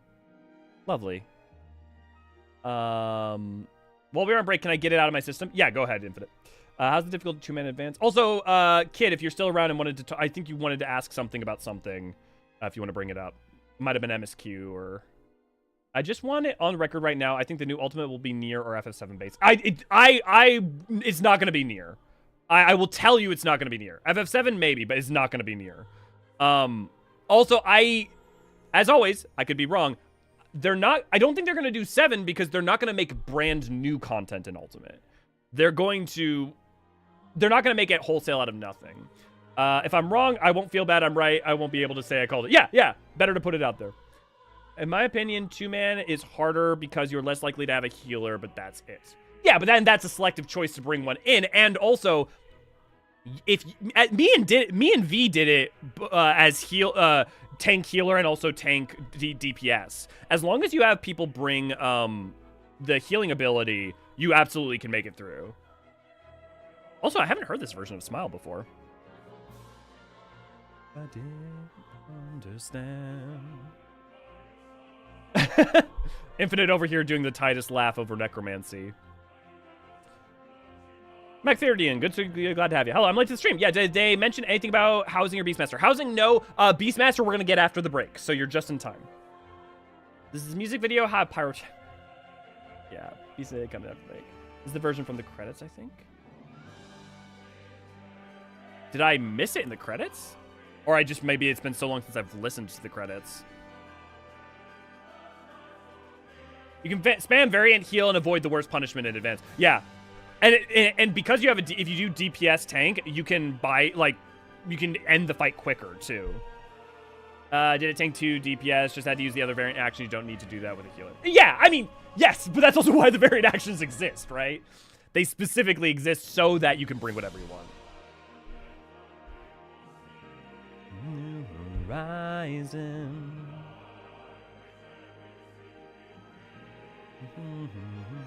Fucking love Smiles so much. Yeah, variant heal is basically the most powerful heal in the game. It turns anyone into a healer. Yeah. The main thing, though, is you have to be good on uptime on using it. This is the different than the version that we hear in MSQ. Yeah, this is not the MSQ version.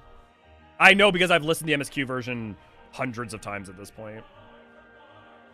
I'm glad they actually did it. I feel like I was running in the Joker to the ground, thankfully. If it is finally relieved. Couldn't let it go. Could not let it go. No, this is from the 5-song orchestral OST that got released a couple months ago. Okay. Thanks, Anordo. Yeah, I had an orchestral version given. Thank you. Oh, right. That's why I have heard it before, though, because I have that orchestral version. I just haven't listened to the soundtrack more than once. Is rising. Have you heard the orchestra at ATL performance? I assume so if it was on that track. Puka Kid, if you're around, do you remember what was there? I think you said we're going to ask something about MSQ, but worried about spoilers. But seeing as we're literally listening to Smile and seeing images from 7.3, now's a great time to bring it up. Do you think 8.0 will be this year? I think 2027. No. Unless they're going to hardcore surprise us and say, like, oh, 7.55 is going to come out, and then, bam, we're hitting you with the expansion, like, 2 months later. No way. At this point, January or February 2027 is way more likely. I also think it could potentially make sense because the thing is that we're going to have a lot of content between 7.0 and 7.5. Because remember, we have Beastmaster, Blue Mage, Hildebrand, the Allied Society Capstone, Northhorn. We've got a bunch of stuff for them to spread out in between that time. Yeah. And I do, and yeah, and I can imagine a world in which we saw a January, or we saw a December. I can imagine a world in which we saw a December release. I don't think it's likely at this point. With Japanese Fan Fest being October 31st, you're saying that if you do November, you're basically, in effect, almost little over 1 month from release after Japanese Fan Fest. I just don't think that's likely. Yeah. The fact they announced the tail end of 7.5 is coming in September, I doubt 2026 release for it. Yeah. I would, if it had been August or July, I would have 100% believed 2026. They have to return to the old release schedule for 8.0 to release in 2026. And even if you go back to older schedules, you'd have to be at way, way older schedules, which had way less content and at less polish level for them to be. Because, like, you're talking pre-Stormblood at that point.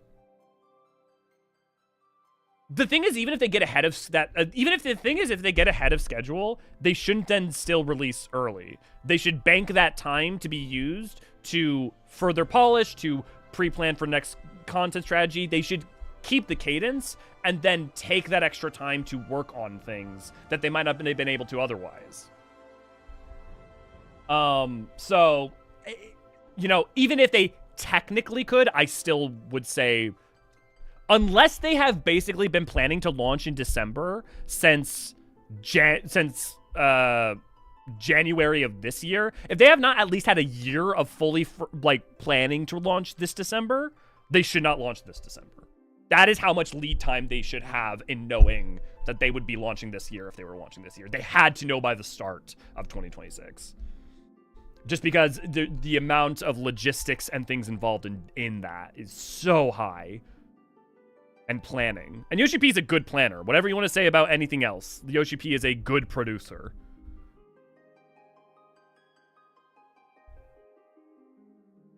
So how people feeling? And also for those who didn't see, there was an official release of an image yesterday on the Twitter of Beastmaster. Interesting enough, this is in the Limsa Aft Castle. What's very interesting to me is if you look at, I can't zoom in on Twitter, stupid. If you look at it, there's a bunch of turquoise accents, which implies that at least the outfit seems to in part come from the New World. Because turquoise in real life obviously comes from the Americas mainly, but especially we also know in 14 turquoise comes from particularly the New World as well. It comes from the Shaloni area. We know because there are crates of it in Yasulani that Grahatia points out. I'm now excited for the patch for all the wrong reasons. Yeah. I just came back from the Honkai startup. Yeah. The only really surprising thing is the Garlemald dungeon, but I'm excited nonetheless. Yeah, I'm with that patch artwork. That kind of implies we're going out into the Sea of Stars for some reason. If Trail to the Heavens, right? I mean, the other possibility is that Trail to the Heavens could be instead referring to the heavens in a sense in the Alliance raid. We've had the names of the patches refer to Alliance raids before. But I don't think that's the case, especially with all the art being the Scions, the piece of Aurosite, the piece of crystal with the magics of Azem within it, and literally the planet in the background. Let's see if they updated Twitter with the image for the patch art, because then we can talk about it. Yes. So also, let's point out that image that was pointed out earlier. Does this not remind anyone of... There's an image that's very similar to this in Final Fantasy X. But it is interesting that you guys point out. But also, if we pull up the Scions of Light... here, let's do Espers, FF12. If we pull this up, we can pull up the Scions of Light and Darkness image. This one. And we can see if this matches any of the symbols on anyone's head. Because maybe you're right. Maybe this is an Ascian glyph. It does look a lot like this, like right up here. Okay, we got the sort of uterus-looking thing, and then the two spikes coming. No, it's not that one. Let's see.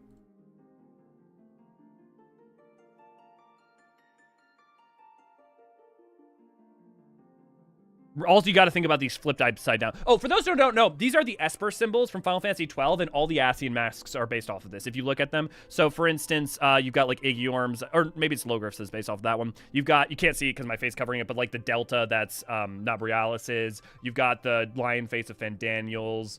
You've got Elidibus's thing right here. You've got, or I think this is Fandaniel's over here. You've got Emmett Sulks is around here somewhere. Oh, you can't see it because my face is probably also covering up the, it's down, it's this one down here.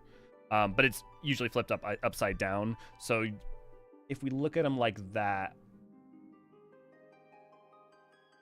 we could go through each of the ones that haven't been covered yet. And see if any of them are specifically relevant. Although I don't see it offhand, but that doesn't mean it's not there. Or that he's not Ascian involved. Or that he's not, there's a reason that we should assume it. Have you tried Blue Sky? If not, you can zoom in there, but they cross. I should definitely try that. The problem is the Blue Sky is all so intermittent. Needs to be a title or achievement name. Garlemald Dungeon, gonna be a perfect G-pose location. I could see returning to a 3-month schedule once they've completed a lot. No. Because the reason they're not on a 3-month schedule is not... the reason that they're not on the 3-month schedule is that the amount of lines that they need to localize as a microcosm in current patches compared to the time when it was 3 months is now almost double. The amount of content that they put out compared to it, not just like content you do, but armor, the level of polish and polygons, and like the amount of things they have to do has grossly increased, and their team has not hugely increased. And there's no way for them to maintain the 3-month schedule, to maintain the old schedule without crunch. And they're not going to go back to that. Yeah. The reason that they went off the 3-month was not because of back-end work. To be clear, the reason they went beyond that was because of everything they had to make. But I'm good at taking more time writing the story. I mean, the story's probably been locked because of everything. The story's probably, well, okay. The story plan-wise has been locked since for a year. The story in every piece of dialogue, probably not in story, complete storyline. I didn't watch the HSR live letter. Let's get, yeah. But I was watching both Elio for the live letter and nice. What does the Ultima say about turning your eyes to the heavensward? Oh, you're talking about the Ultima lines? Yeah. I wouldn't be shocked given Halmarud definitely has friends.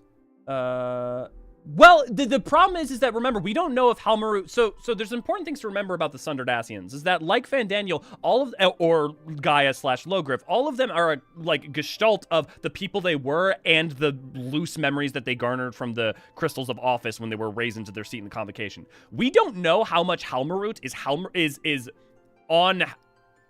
cares about anything that Halmarud, the person of office, cares about versus what they as an individual cares about. I'm not saying they don't, I'm saying we don't know. So we don't even know if, even if the four Unsundered met up, if they would even be on good terms.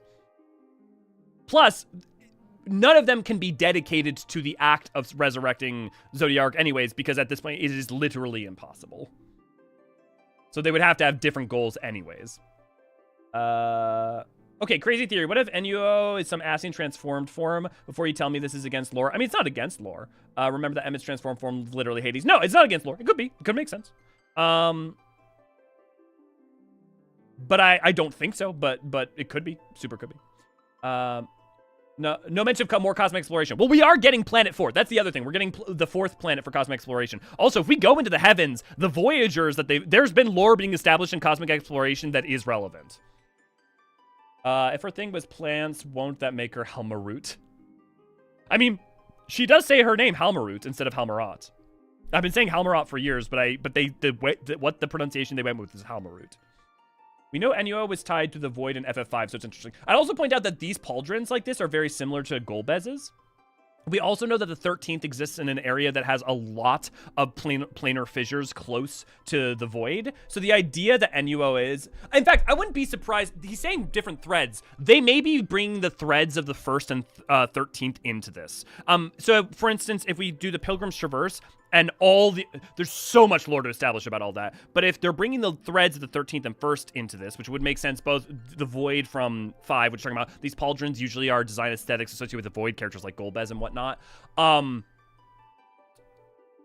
also looks very Void sentient in general with a lot of his accents. It would be very interesting because, especially if you think about Reflections dying, you have the 9th is doomed and also fricked up from all of its 11 energies. You have the 13th that's ruined because it's so astral, and then you have the 1st that still needs to be restored because of the umbrality. And yes, you have Eden that started the process, but it's still highly umbral. So if you found a way to save any one of those, in theory, it would probably be beneficial to all 3 of them, which means that we're probably bringing these threads together in some way, mixed with something else as well. So, halibut. So perhaps NUO is something from the interdimensional rift threatening the star. Maybe. I would, as it being a normal and extreme, I would suspect it's either from one of the reflections or from the Sea of Stars. I would be kind of surprised that it was from the interdimensional rift. But seeing as we're using the magic of Azem that connects into the interdimensional rift, anyways, it's possible. Think about Beastmaster, Beasttamer. Yeah, Beastmaster. Will Lion have any significance? Not necessarily. People forget.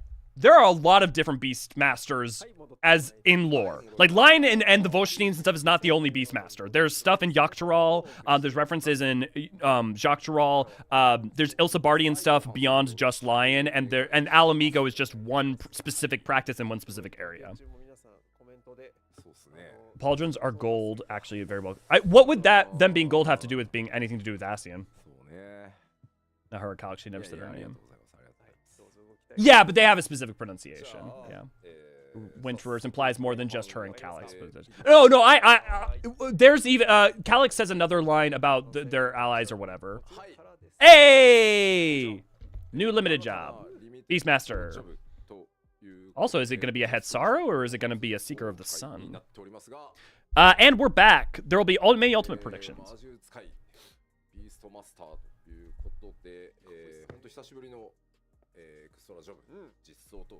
Interesting that he's also got the Solution 9 hair. I wonder if it's someone from Solution 9 coming out and reclaiming some of their heritage out in the greater Jacques Taral. That'd be cool. Everybody's down for the Mikote. We'll talk about this job today through our PowerPoint slides. They're not going to show any gameplay. Yep, Tomahawk and Shield. We saw this in the image. They may not call it a Tomahawk, obviously, but like one-handed axe and shield, like in Final Fantasy V. To all those who were hoping for a whip, F's in chat. Capture beasts and call upon them to fight at your side. Cool.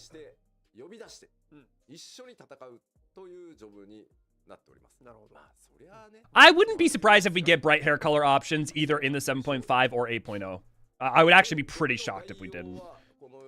This is the job gear. Oh, well, now you can glam it onto other jobs too, I suppose. Weapon, one-handed axe. One-handed hatchet. Yeah. Roll, melee DPS. Okay. Makes sense. I don't think that's copium. I think that's a very reasonable expectation to assume that we could use hair colors like that by 8.0. I don't think that's cope. Maybe that's cope, but I don't think it is. Maybe not if they're trying to still keep jobs separate from MSQ progression. Oh, you mean be able to use this in MSQ? You're not talking about the hair? Yeah, no, you're not going to be able to use a limited job in like trials and stuff. Like for MSQ progression. Level cap is 50. So yeah, you're definitely not using this because it's starting. You can only go up to level 50, which is honestly makes sense. I bet you can only capture stuff mainly in ARR to start. Yeah, no, that makes total sense. That's exactly what they did with Blue Mage. It's a limited job. It's not a job. Because this means that they only focus on capturing creatures in and around the Realm Reborn area, so they can focus on balancing all of that, right? And then eventually we'll be able to do the Heavensward areas, on and on and on. Behemoth is ARR, yes. Well, in an Alliance raid. Well, and a Fate. It does exist in a as a special spawn in Kurthus. You must complete the 2.0 main quest, Dawn's Trail registered account. See, the fact that this means it's someone's coming to... Hey, Curl! I was right. And that's specifically in Eastern Lenosia. What's in Rain-Catcher Gully? We can beast in the wild before attempting to capture them. Nice.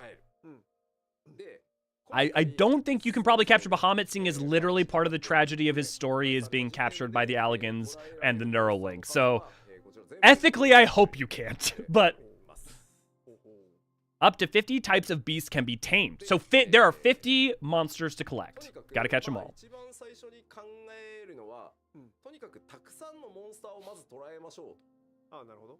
No. Central Highland would be where it was, not Western Highland. Western Highland's the Heavensward Zone.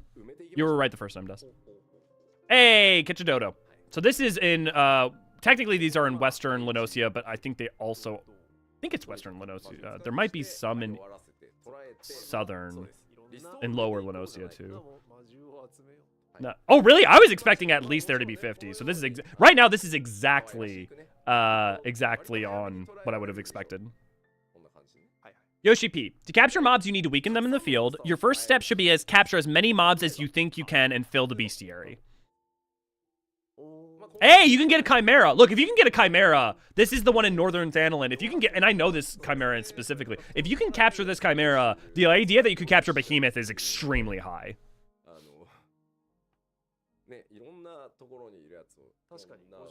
Maybe some new lore for the monsters? Maybe. Hopefully. I mean, honestly, I don't know how much there is left to tell about Chimeras or Gubus that isn't already known. This is an interesting image because you can be... This is up in the Aft Castle. All beasts can be captured through solo play. Yeah, it is a Fate monster. Yeah. Yeah. Call upon tamed beast to walk beside you. The problem is that Behemoth is a super boss for the map that drops specific rewards, so capturing it gets a little weird. So yeah, the tame beasts can just walk beside you. This implies you can have them out in towns, which means I'm sure you can hide them. Because if you can't hide them, oh boy, Limsa's about to get so much worse. I don't. The problem is the ramifications is if you can capture Odin, you can capture players because the Odin's players. Oh, this is the book. Hey, behemoths, guys, number 50, behemoth. Behemoth people, you can get a behemoth. もうここからですね、いろいろ推測がこう始まっていくわけですけど。細かいとこ読み取り合戦が始まりますね。Yeah, to have them shit on. Yeah. So, yeah, behemoth. According to this, you can definitely get a Gubu, a Curl, a Chimera, and a behemoth. And if you think about other AR enemies, honestly, there's a good subsect of Bloodborne enemies that you can capture, I bet you. Because I bet you it's going to be mainly only within the Bloodborne phyla. I would be surprised if you could capture Void Scent or Bloodless. Because that would... I mean, I wouldn't mind. Of the ones you could capture, technically, I think capturing bombs would still be ethical to an extent. Because they don't seem to have human souls. Even catch rich would be Weapon Master. Yeah, exactly. Yeah, it can't see anything in quicksands. Yeah, exactly. Also, there are size small, medium, and large. So there's different sizes of them that you can capture. So there's reasons to try and recapture multiple times.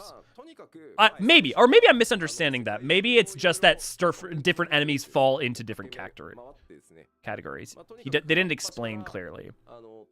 They all have different auto-attack elements and different beast types. Like the Curl has lightning.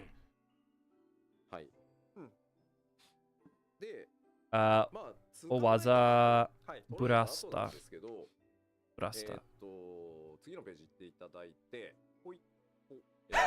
You guys were making a joke about Ecliptic Meteor earlier. Look, and you can do dungeons with them. Up to 3 beasts gonna come. They did it! Yes!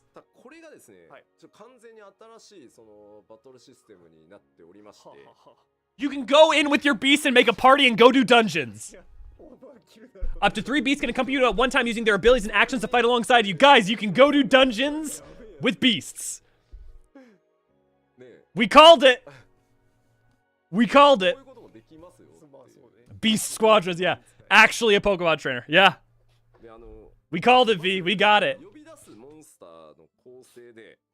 Not a joke. This is real. Your tactics in battle will change depending on the beast at your side. Yes, you can. You can have the mini behemoth minion, the behemoth mount, and the behemoth pet. Yep. Yeah. I wonder if we can capture bosses. It's a good question. Right? Because then in theory, maybe you could capture the behemoth from the Alliance raid. Use the instinct system to fight in tandem with your beasts. What's the instinct system? Your actions and rotations will change depending on the mobs you have. So for instance, your abilities will change depending on the creatures you have with you too.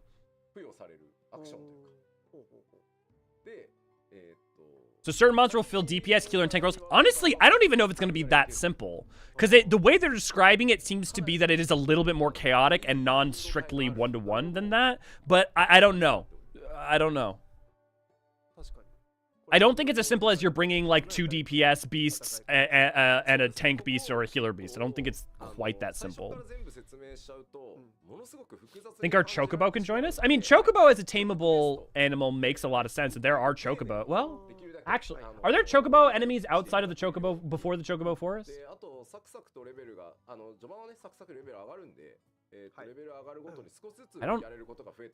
I feel like my brain is telling me there is, but I can't think of one. It will feel overwhelming to explain everything at once, so the job quest takes you through it bit by bit. Yeah, I don't think there are yellow Chocobos as enemies before Heavensward. It might be more like blue, where some spells are more obviously for part of the Holy Trinity, but you can pull some nonsense. Yeah, Kage, that's exactly what I would go. I'm not, like, I think you probably could try to make your party more, like, traditional, but I think you absolutely can do a lot more crossover, would be what I would guess. Red Chocobo time? What? That's not... Red Chocobos aren't until... No, I was about to say Stormblood, but there is a red Chocobo that pops up in Heavensward, so that's still not until 60, because right now it's only up... You're only going to do a Realm Reborn content with Beastmaster to start with. So this is the cap. 50 is what we are fighting. Oh, whoa. This is super cool, but also, what the fuck? Also, this is super cool. I love this. We have a unique extra content made for Beastmaster. Nurture your beast in the crucible of the unbroken and overcome its challenges together. Did they make a... Wait, they didn't say this, but did they make a run-based thing? Or is it just a progression-based thing? This is, yeah, this is what I would say is the Mass Carnival equivalent, but I don't know that it is it's not the same. Beastmaster roguelike would be pretty hilarious. And I think I would lose V to it. I think V would just stop playing the rest of the game and just do this.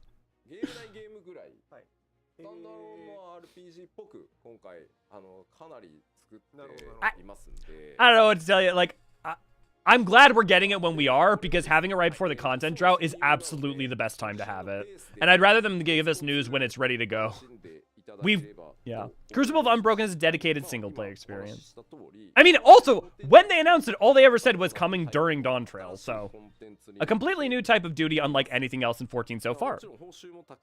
Interesting. No, it's not skill tree. This is like, I think this is like a fight enemy, get to a treasure chest, you get reward or something. The tent is where you like can rest or take a pause to heal up, and then you see like a boss one over in the background. Yoshi P says there will be a lot of rewards for this.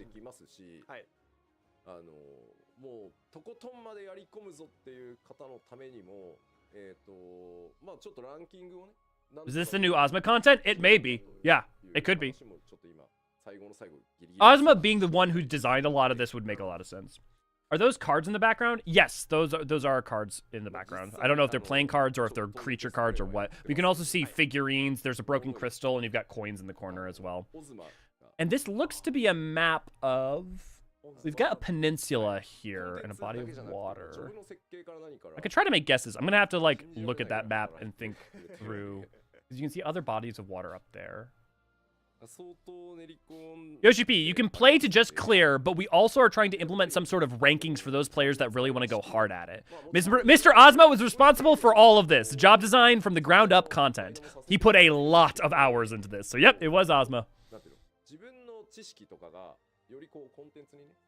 He was working on something new. Yep, this was Ozma. This gives us allied seals. We spend that on stuff, yeah. It's Slay the Spire. It depends. We don't know for sure if it's run-based exactly, but it does have an end that you can see over there. And if it is, and there is a rankings board, which means you can do it multiple times. The currency, I don't know. It's not like normal currency. You've got bronze, silver, and gold, but there's 2 axes on it, which is not the currency of Eorzean, because the Gil has Naimia on it. Super hyped for this now? Yeah. Ozma the Goat, yeah. Who's Ozma? Ozma is one of the battle directors that's been around in 14 since the beginning, and also dates back to 11. Mr. Ozma's been around for a long, long time, and he's one of the main battle content directors.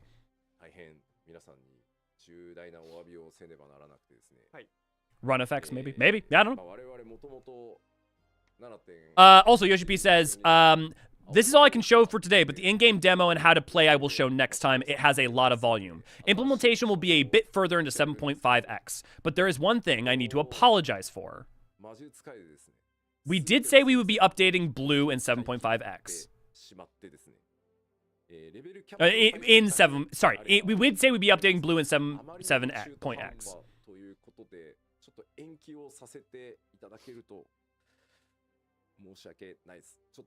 I'm gonna be honest, I don't mind if they're moving Blue, because I would rather just do... I'm glad Beastmaster is what I cared about. Beastmaster took all our resources and costs, so we need to push the Blue update back.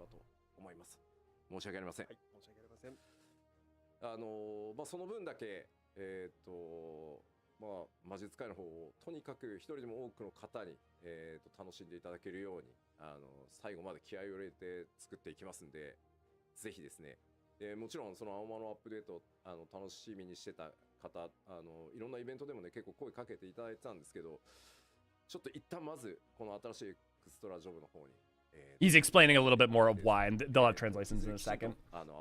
I am catching bits of it. No Blue for Dawn. Yeah, letter applies. I'm sorry, I'm going to say this. I'm so tired of hearing people being shitty about this. Like, dude, I get the disappointment, but stop. Just stop. Just stop. Just please stop.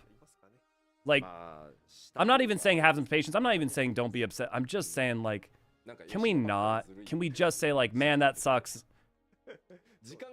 we not do like calling? Yeah, let's just not. As long as it's not like the bare minimum, like last update, I'll mean take your time. Yeah, it gives me the finish. I'll still on level 60. Yeah, I hope when they bring back blue, they do more with it. Yeah, I'm not fussed, but my FC is gonna be bitching. Yeah, I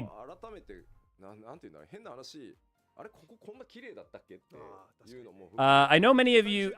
Maybe I just also grew up, but like I don't know. Lying is a very serious thing. There's a very big difference between someone being like, "Here's our understanding, here's our estimate, here's what we're working with," and then having to make selective choices. And the first time they can give you an update, when they give you an update and give you update that information, telling you what's going on. Yeah, to get the Stormblood spells. Yeah, exactly. Also, like if you have not done all of blue, that's even more weird to me. But yeah, by no content crowd, Dontrell. It's so much, dude. If anyone who says Dontrell doesn't have no content just was not playing prior to Endwalker, because like I don't think people actually understand the rate at content that it was like before that. And you can talk about Eureka zones, but the amount to which the Eureka zones were unfinished or had problems, or also were done in spite. Yeah. I don't need to start bitching. I just think people either need or wanting to like. I get people being frustrated. It's valid, but I'm so tired of hearing people bitch about stuff. Beastmaster took all our resources. I know many of you have been looking forward to blue updates. They will come in the future, but we prioritized Beastmaster this time. I am sorry. Beastmaster will also take you to places in the field you haven't been for a long time, remembering where certain mobs are and trying to find them again. Then you can find those capture mobs, eventually challenge the rankings. Also, ocean fishing update, new route Thavnair. Fuck yeah.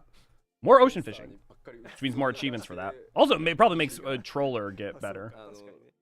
I haven't even started Blue Mage. I'm the guy who's still an Endwalker. I skipped pause. Yeah. How do people think there's nothing to do? Yeah. I mean, for the people who are completely caught up and done everything in the game, I kind of get it. Or if like Blue Mage is your only thing. I mean, again, I get. To be clear, it's totally okay to be very upset or frustrated or sad. But like, I don't know. Accusing Yoshi P of lying is just, I don't think, factually correct. I've been doing a bunch of this work lately while working on Troller.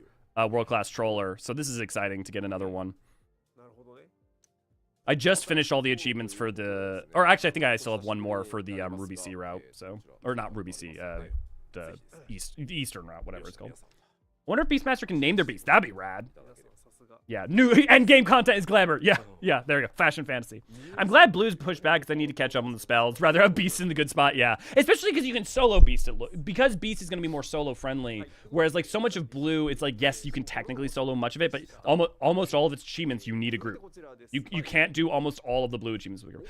Fourth planet, let's go! I wonder if this is the Voyager planet. It looks like it. I mean, clearly something going on. Oshia. Accessia. In Japanese, it's Accessia. So I'm going to go with Accessia. Something like that. Yavin 4, yeah. So this, I bet you this is the Voyager planet. I bet you we got the information out of the Metahedron, and we're going to the Voyager planet. For those of you who haven't done cosmic exploration, oh, yeah. This is alive. This planet's like actively alive. For those of you who haven't done cosmic exploration, you need to go to cosmic exploration. It's not, there's like, especially, you don't have to do it a bunch. You only need to do 50 missions per planet, and then you can move on to the next one, which is nothing. Take it from someone who's working on 500k score right now. But yeah, I bet you this is the Voyager planet. Green world, yeah, and a world that's very alive. And these, I don't think these buildings. You can see that the benches and stuff are covered in moss. So I think either they're abandoned or haven't been used in a while. But this is likely, yeah, this is ruined. So this place exists. Is I don't know if it's dead, but I bet life is recovering here. Reminder: cosmic exploration is also a continuation of Endwalker. That's why you get the Endwalker music. And the planets we've gone to so far have been a progression of technically more alive in one sense or another. Goddess of growth, sometimes an epithet for Persephone. So here be trees. Good. Can we bring Halmarut there? Make her happy. Well, I genuinely think now with the name of this patch and with everything that we've learned this far and with this reveal, I think cosmic exploration is going to be relevant in the same way Aloe Aloe was relevant. Which is to say that it's not you need to go play cosmic exploration, but I think things established in cosmic exploration are going to be relevant to 8.0. Hey, Gold Saucer update. Blitzball? No, not actually. I dream. I wish. Well, don't you have to do 50 missions though or so to get the relic? Or is it less than 50? You don't have to do 50 missions to get the main quest? How many do you have to do for the main quest? I thought it was 50 to be able to do the main quests. Oh, but you're saying 50 to get all the yellow quests as well, which you absolutely should do. Why does this remind you of Elpis? Probably because of the fractal design, the like almost Art Deco-y design. So it's hearkening to similar things, but I don't think it's meant to be specifically. More about the content and rewards next time during part 2. There's still more? Just an announcement. We're working on multiplayer content for the Gold Saucer. So just an announcement for that it's coming. Okay, multiplayer... Okay, it's not going to be, but multiplayer content for the Gold Saucer does make me think of Blitzball. I can dream. Yoshibi says there's a reason why we have to wait with announcing details. Yeah. You can just literally go and just do all the blue main quests, Ray? That's crazy. Sphere Earth Phase minigame. I mean, hey, that'd be a lot of fun. Getting all the yellow quests is super worth it. You get to meet Y'shtola's sister on Fena. You get to, like, there's all sorts of things that are worth doing. But yeah, I would do 50 quests per planet. It will take you, like, maybe 2 hours. And then you'll get all the content for each planet. Housing update. Increased placement limits for indoor and outdoor furnishing. They know we yearn for Blitzball. Code Yoshibi, no Blitzball. I agree, Kage. The problem is he has said that in the exact same way about other things that we then got. For instance, not ever getting new races and then getting new races. Or at least new genders, or saying we'll never get new races during Shadowbringers, and then at last Japanese Fan Fest being like, maybe we'll do new races in the future, right? So, I'm not saying, you know. Oh, that's a pretty big bump. Basically a 50% bump for indoor furnishings. ×2 for outdoor furnishings. Storerooms are 50% bumped. And then storeroom outdoor is also doubled. So you're either getting a 100% increase or a 50% increase. As said, glamour first, the player, then the house. Yeah. So if you're big into housing, there you go. It's a pretty decent bump. And watch people use it all up in like one moment.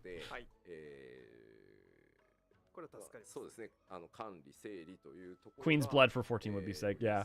50 so speed 3 anything. What was the advert for 14 Mahjong earlier? Yes, there was a Mahjong advert earlier. My outdoor furnishings have been maxed so long. Yeah. Yeah, it's been a bit limited for a while.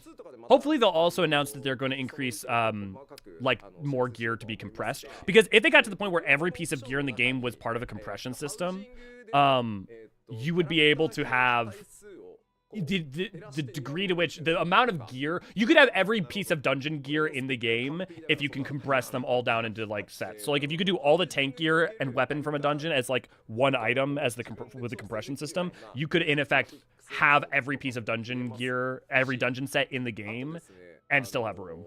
So I'm hoping we'll get that at some point. Only it takes 5 minutes to load the residential area, yeah.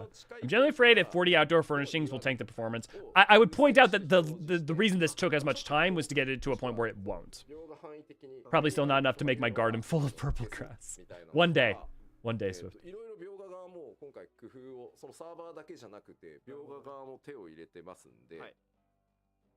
Yoshi P, since you have more items to place, we had to increase the storeroom. There will be settings now that allow you to reduce players shown to prioritize the furniture display, or to simply prioritize those close to you.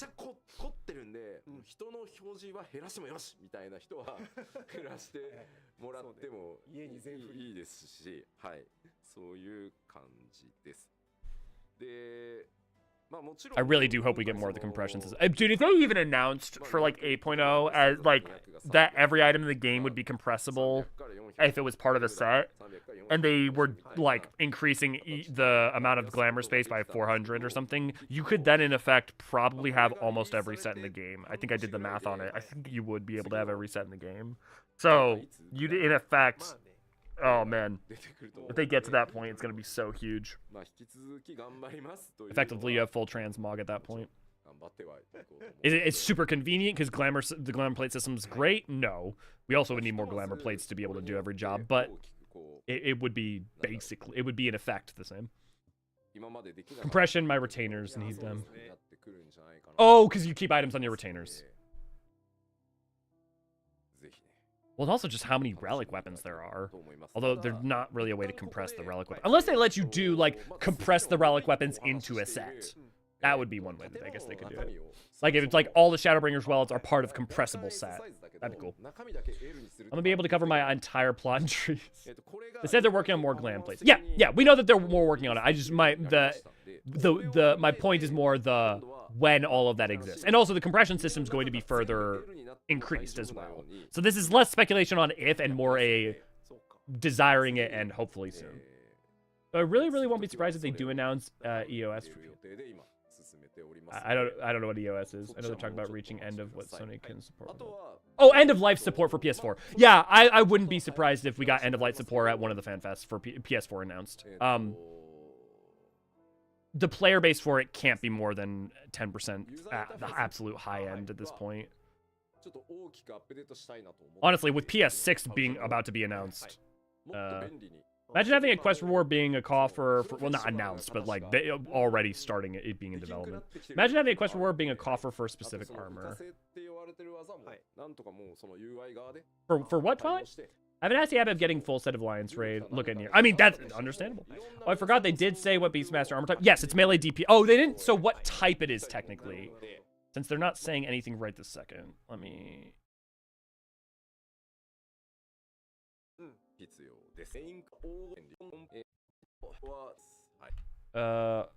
They do not just roll. Although I would guess maiming. I think it's pretty likely to be maiming. Yoshi P. I already know that players will ask for another increase about 6 months after this update. This increase should allow for designs that haven't been possible so far. We also managed to finally get the interior change working that I had been talking about, to making your small house have an large house interior. But that will be the next update, not this time. We also want to update the housing UI. It does feel like only pros can make use of things right now. Things like floating furniture, and more details on that on a later date. So the first step in the housing update, 7.5 furniture placement increase, and then the step after that will be interior changes. So they're going to keep fixing and working, improving the house for the foreseeable future. Striking or maiming would be a good guess. I'm gonna go with maiming only because. What use is striking other than monk?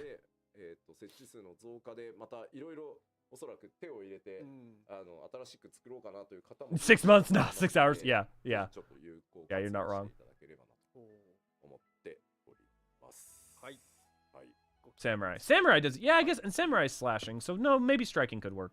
No, yeah, striking or maiming. If it had been like a different weapon, I might have gone with aiming, but striking or maiming with the axe and shield, I think is just, unless they like weirdly make it fending. Meant having the option to get the like scouting maiming armor get sets brand. I think that exists. So you're saying you complete a quest and you would get a coffer that has the whole of a set. I see what you're saying. Probably less likely because there's reasons that they have it not do that in an expansion, because then you have multiple items you can get across various quests to try and reasons to do yellow quests. But that's more of a design thing than the reason they don't do that is more to do with design, I think, than technical limitation. Armor store options will be updated to include all job specific gear. Woo!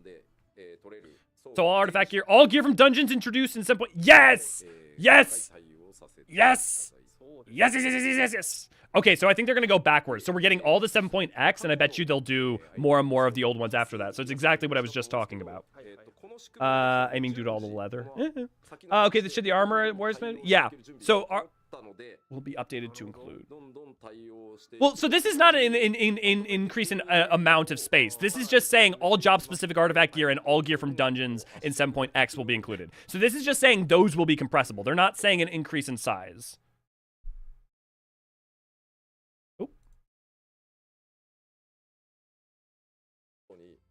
That was weird.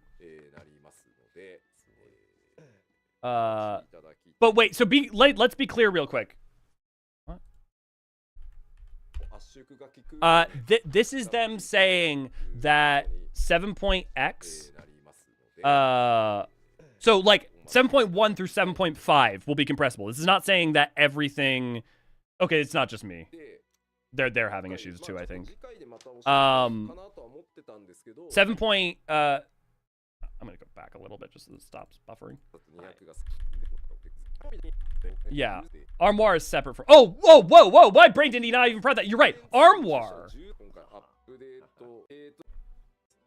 Wait.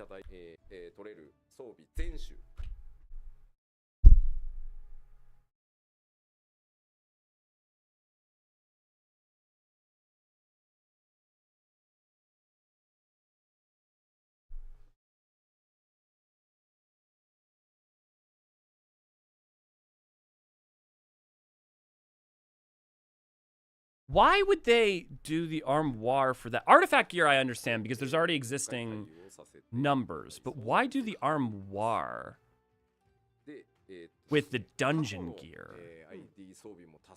It's got to be because of the ID information that you can store in the armoire that you can't store in the glamour dresser. For those who don't know, the way the armoire works and the way the glamour dresser works are different. Like, they're not just the exact same thing. The armoire can actually... Some of them can store data that others can't. Like the way that the armoire works, for instance, is basically it doesn't actually save the item. I think maybe both work like this, but it doesn't save the item. It effectively just flags that you put the item in there, then destroys the item. Then when you take it out, you're taking out the flag for having it. Dungeon gear, some dungeon gear does. Not much, but had a messy hard limit too. It did Kage, which is the other thing that's weird, is the armoire did have a hard limit. But the fact that this is the case is interesting. I don't know why they would use the armoire. Maybe I'll explain. For now you can also, and from now on you can also just take out one item if you have stored it in your glam and dresser as a set. Since glams have evolved a lot. Oh, they're doing it! They're doing it! Die system update!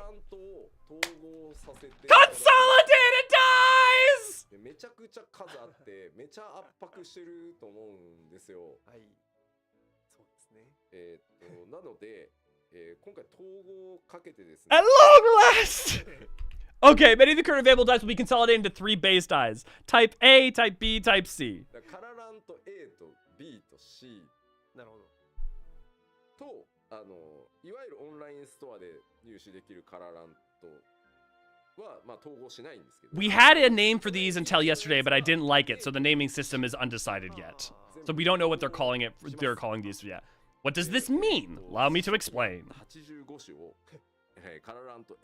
Also, Guardian Restoration, Cosmic Exploration dies are B and C, and then you have Category A, which is basically all of the other base dies. They're about to explain what they mean.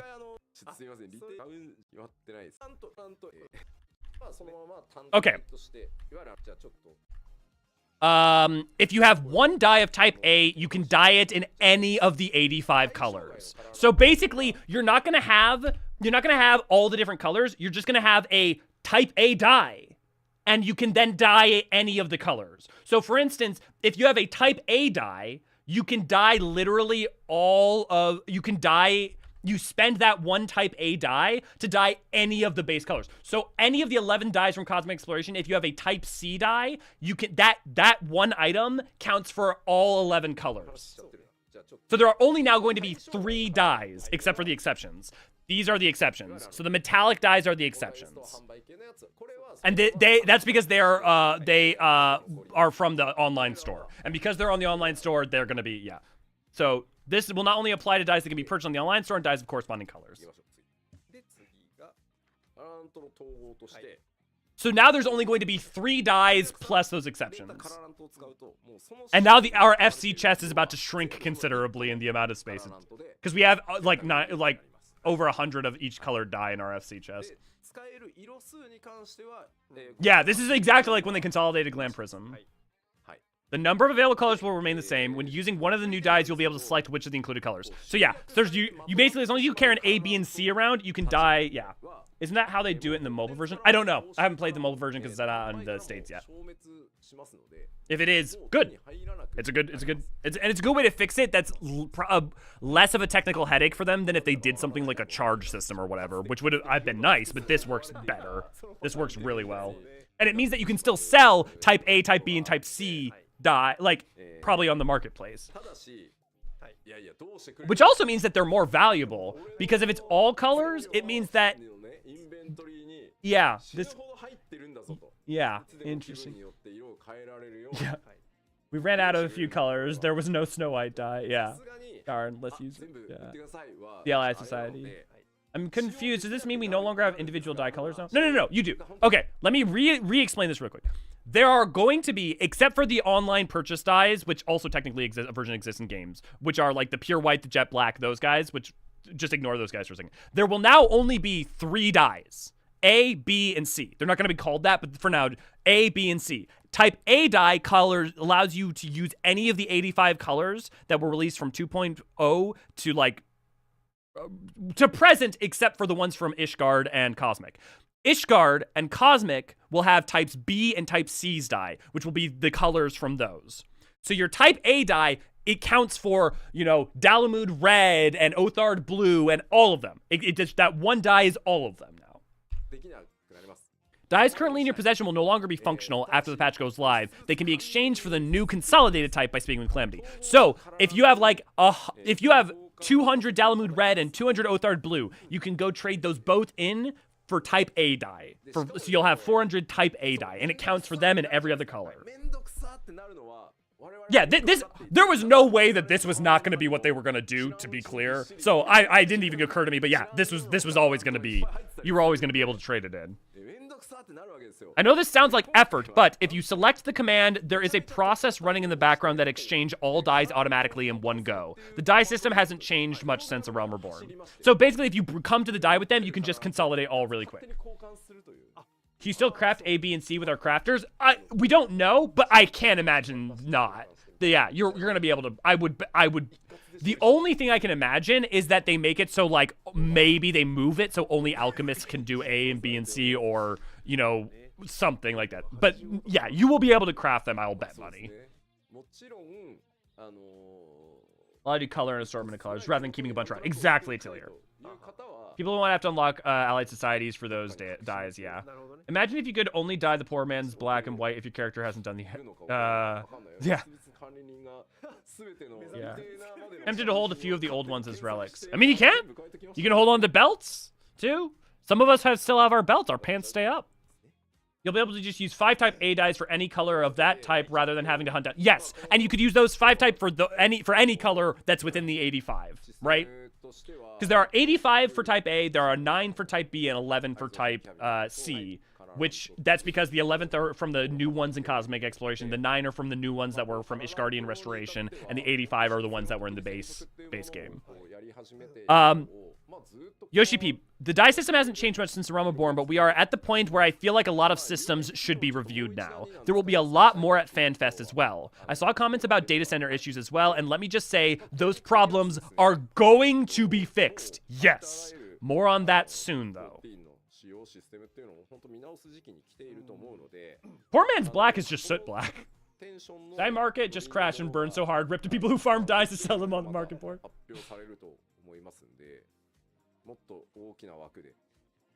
There are going to be a lot of other minor updates as well. Part 2 will be 1 week before FanFest. They're doing it before FanFest. Ooh, they're not doing it at FanFest, they're doing it before FanFest. So that means that it's going to be on, what, the 20th? Like the 17th? Something like that? Remember, that we already know that cross DC is something they technically can do. The reason that they haven't has more to do with wariness around more sociological reasons, not a technical one. That was told to us a long time ago.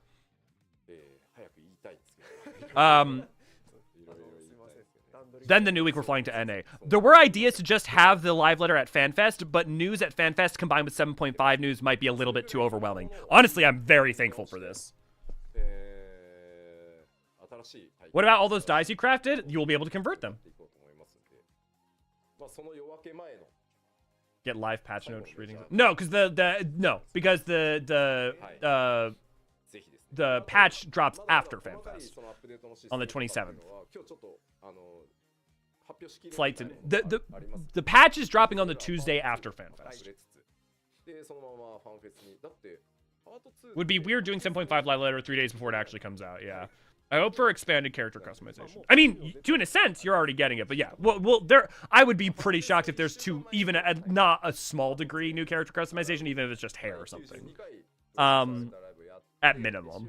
NA obviously is like to give this to us at FanFest, and we discussed it in details, but there simply is so much to discuss at a Part 2 producer live letter. It would take up too much time at FanFest. Also conspiracy theory at FF. Cultural differences. Yeah. If I don't get more beard options, expansion of the just put on the dwarf hat. Sleepless Nights should be rehearsed the keynote. Yeah. Agreed about the expanded character customization. I need my Alan inversion braids. Yeah. After all, FanFest is all about the shirt Yoshi P wears. Yeah. Yeah. It all let us conspiracy theory at FanFest. Now it's yeah. Part 1 April, Part 2 September. Yes. Yeah. Part 1 is being released late April. Part 2 is early September for 7.5 and 7.55. But we're also going to be having between those, we're going to be having like the 0.8s and the 0.3s as usual, with content coming out for them. We didn't discuss in detail, but this simply is so much discussed at a producer letter Part 2. I saw comments asking to allow entry into DRS with less than 24 players. I don't understand what DRS is. Philip and Regine Savage is, I think, what they're referring to. But yes, minor updates like that I want to talk about in the upcoming producer live letter. Interesting. Yeah. Oh, more scale colors. Yeah. Yeah. Ever since they hinted about the skin updates, I've been crossing my fingers for real tattoos that aren't close. You know, everything right now is a wish list, but once we're gonna find out more soon. Not that long until FanFest, not that long until producer live letter 2. They're gonna be talking a lot about it.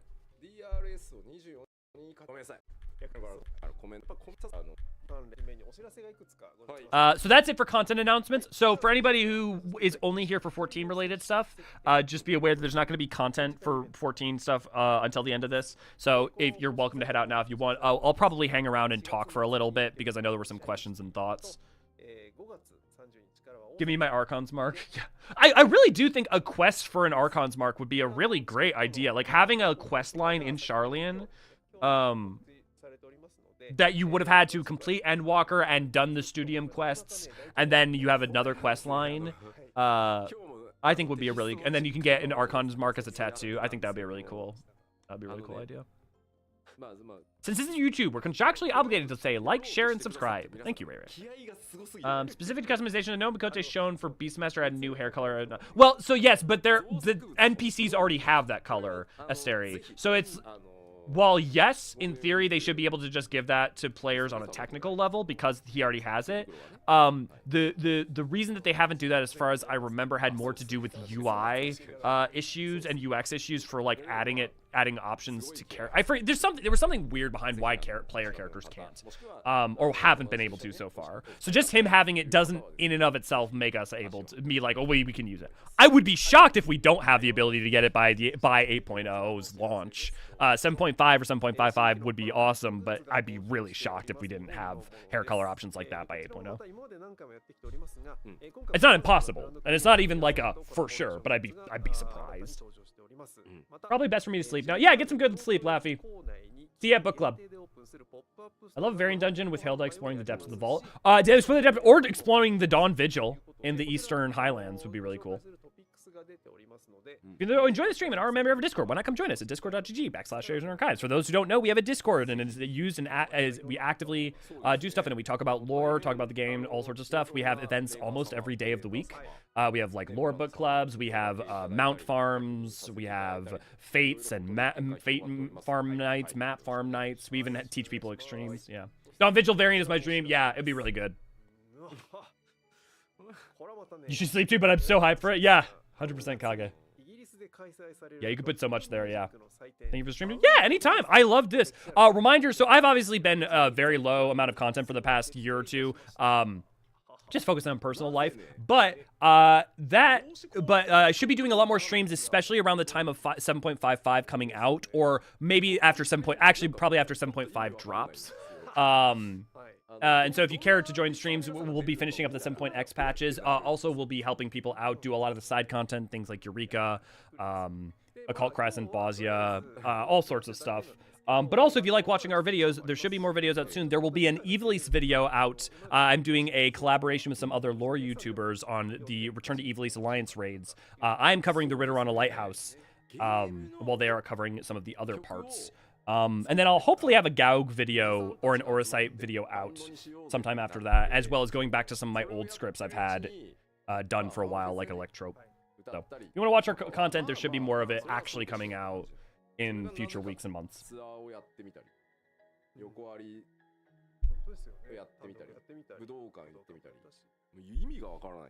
Yeah, they're just talking more about the like Primals concerts and stuff, which is all mostly happening in Japan.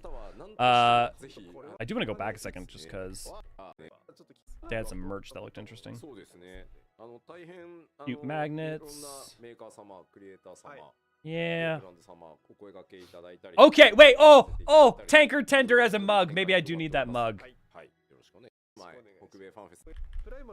It's about how Electrope has many uses. Electrope has many uses, Ed Boy. Yes, but it's more about actually the entire history of Electrope and understanding it actually as a material, because the amount of people that I have to explain Electrope to, or who actually have a misunderstanding about how Electrope functions, is too many. It's too many. Download is the UK. I'm so tempted to go. Yeah. But that's a festival in the UK.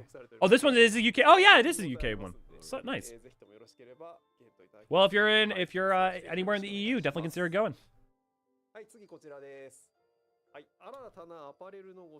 These are just their lip bath, yeah, new shirts, which is cool. I mean, the Electro, I like the Electro bike one.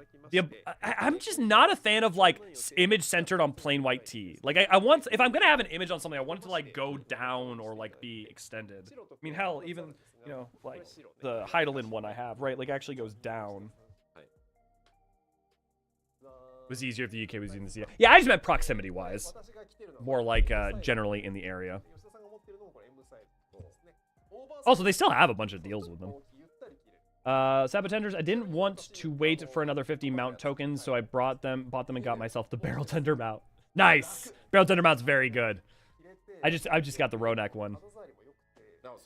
Yeah, having it blocked out throws me off too. Yeah.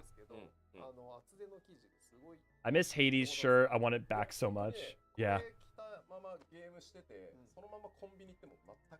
You should be just saying they're so comfy. V bought a Ditto sweater for me from Black Milk, I think was the brand. And it's just a giant pink sweater with a Ditto face on it. Ditto's one of my favorite Pokemon. And is very comfy. Very, very nice. Shame none of these ever come to Australia. Yeah, lady, that is tough. I feel for you. I think it's one of those things, too, where you kind of wish... Kind of the thought is that Oceania is basically in proximity to Japan, so it's like, well, you could go to Japan, but I mean, even for most of those things, trying to do Japan when it's so hard to get tickets anyways. Yeah, here, give me a second. Actually, I'll be right back. I'll go grab it.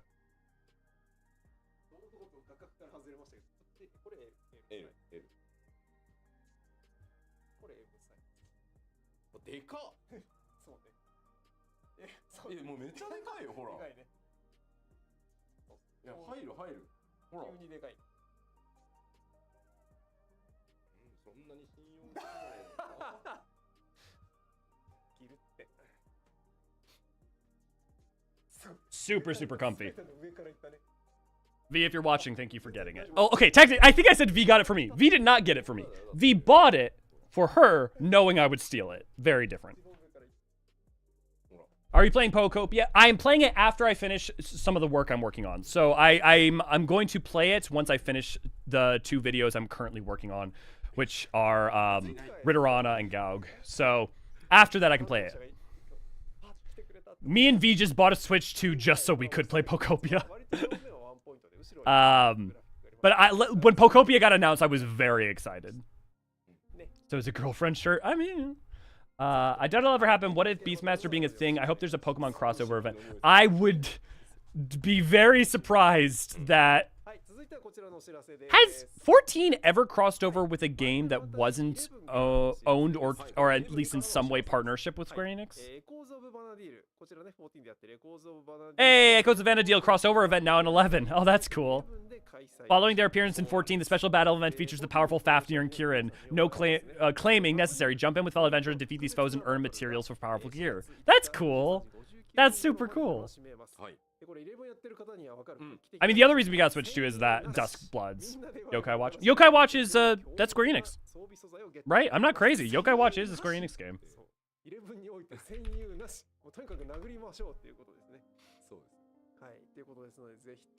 It's level 5. That's what I was mistaken with. But didn't I swear they worked with? Didn't they work in? Maybe I'm wrong. I thought for sure they worked in, but I don't think I'm right. No, because it's level 5. The reason I always mistake that is because I love level 5 because they did a game called Dark Cloud years ago that I love.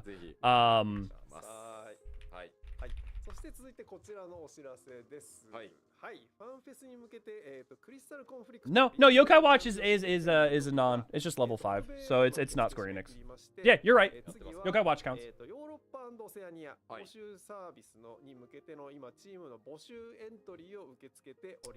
Capcom, yeah. There's already people making. Oh, Capcom Monster Hunter. Yeah, good call, lady. It's funny that I forget that after spending like 100 hours farming Omega in Wilds.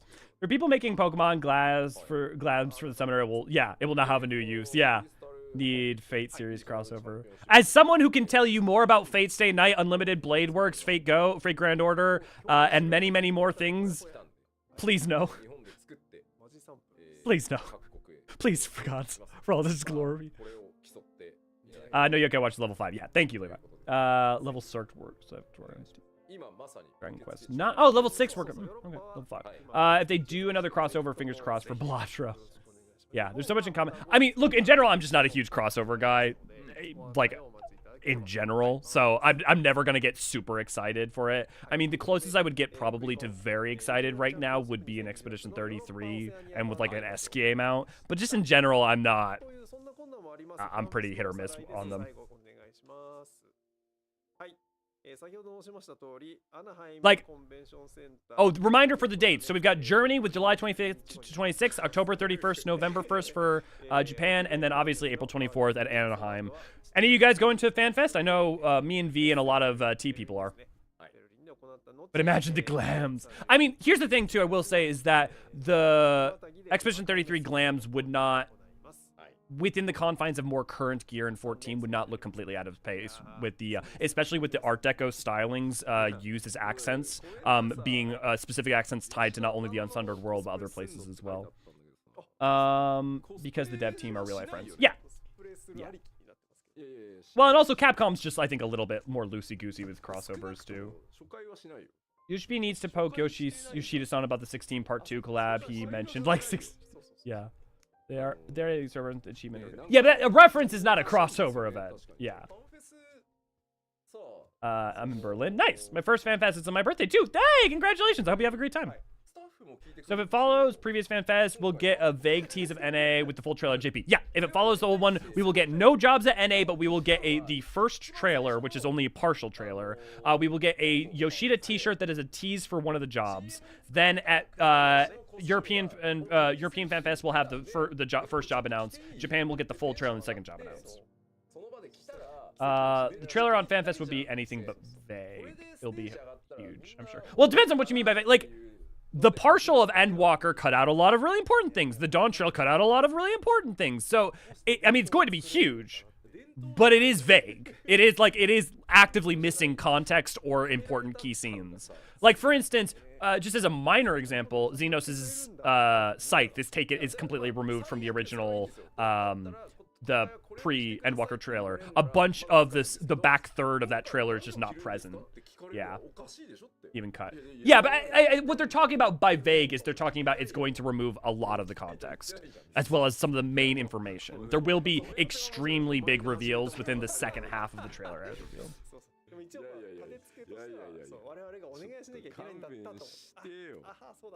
Yoshi P says, Comments already asking about how cosplay will be. Yoshibi says, I'm not cosplaying, or at least not the first FanFest. It's kind of weird. Even my staff are asking every time when I'm cosplaying. I only said I wanted to do it the first FanFest ever at London, because we already had the Black Mage outfit. But it's become a tradition. Yoshibi, it's not a tradition. I'm trapped. I did not say I want to cosplay. No, it's just it's not a tradition I started. Like, if we had an outfit that I'm wearing, okay. But why are even staff asking me what cosplay will be? I don't understand. Because it's fun. It's fun when we had Viper last time and when we had Reaper the time before that and Gunbreaker the time before that and Samurai the time before that and Black Mage the time before that. It was fun. Yeah. Yeah, Vegas will be huge because it gives us stuff. Yeah. I still remember all the speculation that came out of the Warrior of Light's weapon being edited out of the first Dawn Trail trailer. Yeah, I genuinely was something like Corsair. Was what I had gone with. I also had a theory about the idea of them doing something Green Mage adjacent, which not Green Mage, especially not anything time-based and specific. But like sort of Geomancer or Green Mage adjacent, I still one day can imagine seeing. Obviously, everyone is wondering about the new jobs, but we shouldn't say any more. Yes. I love this game over a decade. Still hype. I feel you, lady. I've been playing actively since 4.x. I wanted to play before that. I just didn't have the money or the time. And I've been in love with Final Fantasy since I was 4 years old. So I feel you. I remember all the speculations that came out of the world. Yeah. Yep. I thought it was going to be Corsair too. Yeah. It should be ironically became a cosplay girl. Yeah. Okay, they're wrapping up here. So, does anybody have any final things that they want to talk about or mention? Obviously, we can talk about anything that popped up here or the Merchant's Tale thing if you want to talk about that quick. I don't know. But also, if you want to talk about any of this, we will be having our Final Fantasy XIV Lore Book Club tonight, as we do every Friday, as we have for like 4 years now. And the topic for tonight will be talking about the live letter, because there'll be very interesting discussions to have, especially with that Garlemald dungeon and NUO. Gotta be a better tank than a healer, man. Are we playing the same games? Because Green Mage being a tank doesn't... you're gonna have to justify that one on me, Levi, because I genuinely don't even start... Like, other than, like, yes, it has a mace, but every depiction of it is not tank. It's a support saboteur synergist caster. I promise to behave. I'm so late. Can someone TL? I don't know that's gonna be easy to TLDR, but Beastmaster announcements of the patch date for 7.5 and 7.55. Die upgrades. There's a lot. Kind of Womni. I would just kind of rewatch or come to Lore Book Club tonight. If you enjoyed the stream and are a member of Discord, why not come join us at discord.gg/Eorzean Archives. Thank you, Ray Ray. I'm hoping for 11's brown. This is really fun first stream to catch. Well, I'm glad you could, lady. Good to see you. Glad to have you. But a lot of good news, a lot of things to look forward to in the 7.5 and 7.55, as well as probably in like 7.3 and 7.8 and 7.51 and whatnot. But all the more reasonably looking forward to and excited for 8.0. Yeah, Beastmaster is very exciting. Beastmaster only goes up to level 50, so the focus will be on doing ARR zones. You can capture a Behemoth, a Curl, a Gubu, and a Chimera were 4 of the enemies that we saw. You do your job, Yoshipi job, yeah. It's definitely something I heard more than once. Someone's gonna have to explain that one to me, because I've played every Final Fantasy and I don't see Green Mage as a tank. As a shield healer, Time Mage just so you're not gonna get Time Magic for a bunch of different reasons that like are explicitly... There are reasons they took away all of the time stuff from Astrologian and have stated why, as well as that identity, as much as it does continue to exist, already belonging to them. And then, like, you're not gonna get a caster as a tank. The closest you're gonna get is like a paladin, which is a spell sword. But I mean, I guess. But then at that point, you're just doing the spell sword thing that paladin's already doing. It's a neat idea, but I'm still on Rune Fencer. Rune Fencer, I'm all for. I would love it if they did Rune Fencer or a version of Rune Fencer, especially the 11 version of Rune Fencer. But yeah, a version of Rune Fencer. It doesn't have to be Rune Fencer. I think could work really well. And I think you could make it very different to paladin.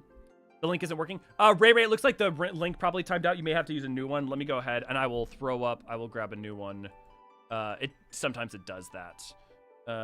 Share. How do I? Here we go.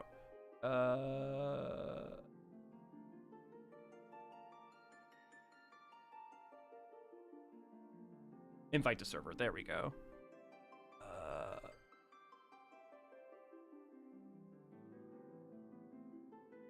Never. Generate new link. Copy. And here we go. Oh, looks like Ray also just got it. Either or. I think Beats is using the Hatchet and Shield as a set or using other shields. I don't know. It's a really good question. I think if I was them, I would probably... There's some stat weirdness if you let them use tank shields, if you let them use paladin shields, but it vastly increases. If you let them use paladin shields, it then means that every shield you make for paladin and every shield you make for beastmaster is effectively for both, which decreases your workload. So I don't know. I could imagine it going either way. Mystic Knight would be nice. Yeah, the thing is they did Mystic Knight in Occult Crescent, and the thing is that if they do Mystic Knight sort of as a tank thing, at that point you're too close to Paladin, whereas you would just kind of fold the aspects of them that exist into something like a Rune Fencer inspired thing at that point. Sarah, see ya. Bubble Increase, HP Silence is a magic damage reducible spell, Leap is a gap closer. Yeah, but those are support spells. Like, tanks aren't support. Tanks are mitigation specific to them, with maybe you've got something like a Divine Veil, right? Or Shake It Off.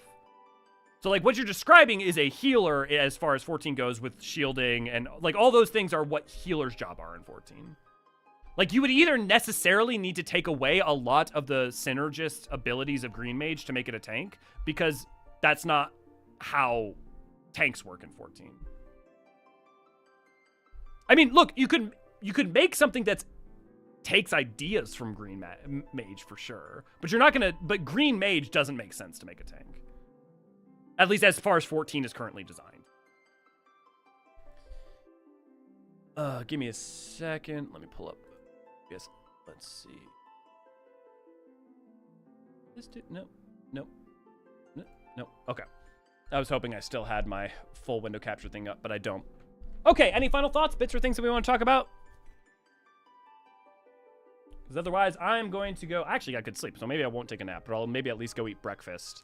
And then get back to work. Reverse would be an amazing ability for a tank.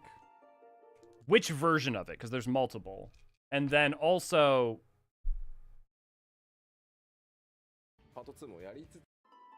Also, like, depending on which version...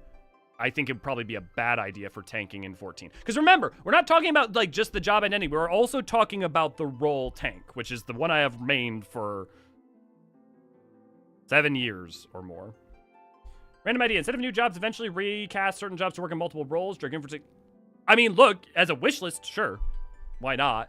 Well, actually, I can tell you why not. But, yeah, could someday I imagine them having a split thing as a potential option? Like, okay, once you reach this level, you can then go Paladin splits into something that could be a healer. Yeah, that could be a cool idea.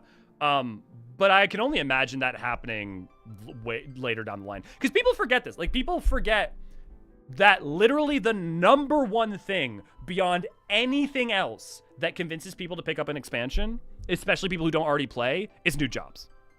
Like, the amount of marketing win for new jobs cannot be understated. And if you just say effectively new specs, that becomes a harder proposition. Because unless you're going to give it, like, new weapons or something, it's still the same job. In which case, and if you're going to give it new weapons, effectively you're just making a new job. Right? DPS summoner or scholar healer. Yeah, I mean, yeah. Viking could be a cool tank idea as well, right? Something makes... What? In all the incarnations of Viking I can possibly think of, what in Viking does not already exist across the current tanks in 14? Because I can't think of a single thing in effect, in flavor, or whatnot. Because, like, mixing Warrior and Paladin is just taking away from both of them. It's not something new, right? And then what's also the weapon design? Also, remember, probably expect most jobs to be, if they're based off of something already existing, to be so in a looser sense. Like, Sage in 14 is not like Fusoya, right? Pictomancer is close to Realm, but it's still, like, it's not the same thing. Yeah, Viking could be Spirits, Thunder, Mix Elemental Stance, Feel the Shaman from WoW more than the theme of tank. I mean, the thing is, you would think to see that more in something like Rune Fencer combining Runes or Geomancer or whatnot. rather than Viking. That's my thought, anyways. Also, I'm not the one designing this. Don't take my word as any kind of word of God. I got the feeling they'll just hit us with something completely new, like they did with Sage. I mean, Sage isn't completely new. I mean, it's mostly new. Technically, Sage as a job has existed in Final Fantasy before, but it's more in name only. But there are some aspects of it that do come from like Fusoya and whatnot. They tried that with Arcanist originally. They had moved away from it. Yeah, and they've talked about how much they did not. Yoshibi has repeatedly stated if he could go back and undo it and make Scholar and Summoner not tied to one thing, they would. Miss the old Summoner. As someone whose main DPS from Stormblood, all throughout Stormblood and all throughout Shadowbringers was Summoner, I'm so glad they got rid of old Summoner. I'm so glad they got rid of old Summoner. It was not fun to play at any kind of high level. Dotting was not fun.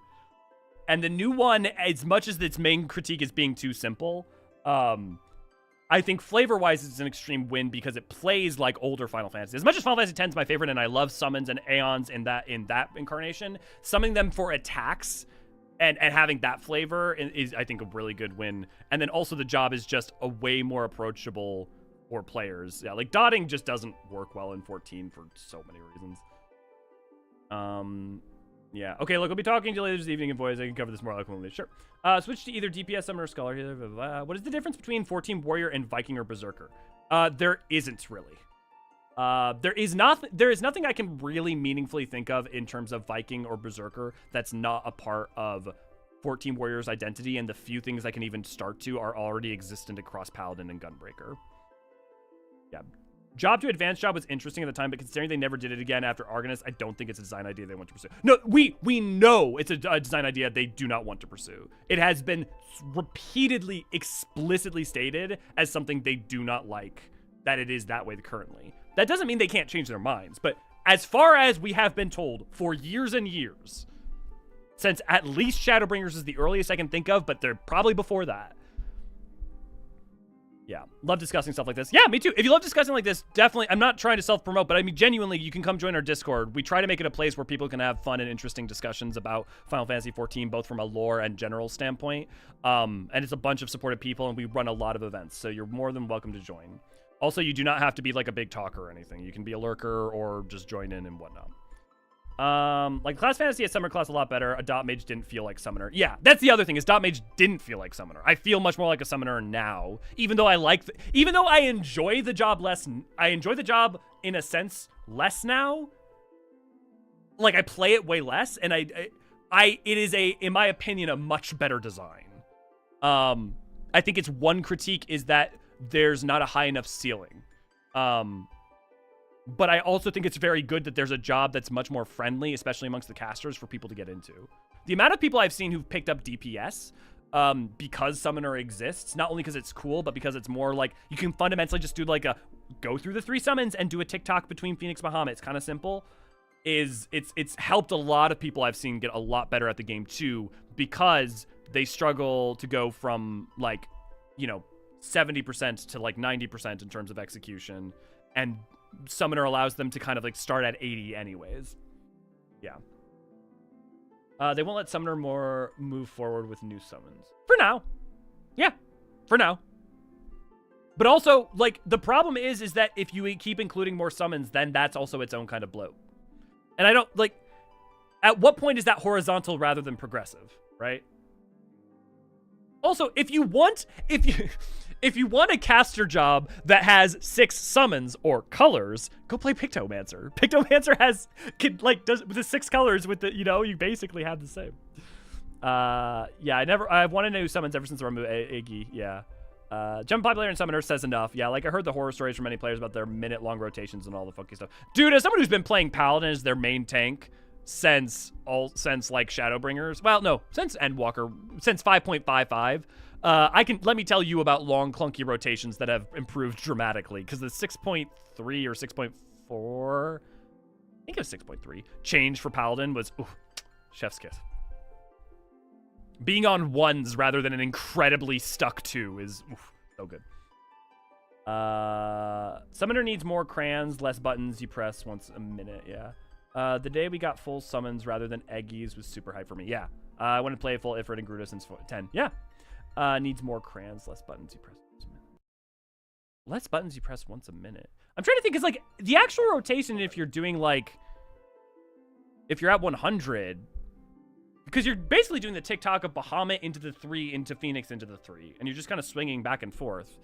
Like, yeah, there are ones that you press only a minute, but you're doing a bunch of other stuff in the meantime. Like, you should have powerful hits in the same way that, like, Confiteor, right, on Paladin, or, you know. Anyways, I think that's probably good. I'm going to head out. If you want to talk to me, you can always at me over in our Discord, and I'm be glad to talk to you. We're going to be doing the book club. Yeah, friendly reminder to come check out our content. There should be some new videos coming up with Ritterana and maybe hopefully Gaug or Eorzean in the near... Ritterana will be up this coming next Friday, as well as our working crossover with Final Fantasy 14 Archive, Juliet from Eorzean Historian, and Malasty of Malasty. But also we'll be doing streams, probably a lot more streams around the time 7.5, because I still need to do the music stream. I need to do the where we figure out all the musical motifs from all the rest of the parts of the game that we haven't covered yet. But yeah. I am very excited for 7.5. I'm very excited for FanFest. I'm very excited for 7.55. I'm very excited for 7.5. I'm very excited for 8.0. It's a good time. Yeah. I hope you all have a wonderful rest of your Friday and a great weekend. I have been Elliot Forceron, and I will see you guys later. Bye!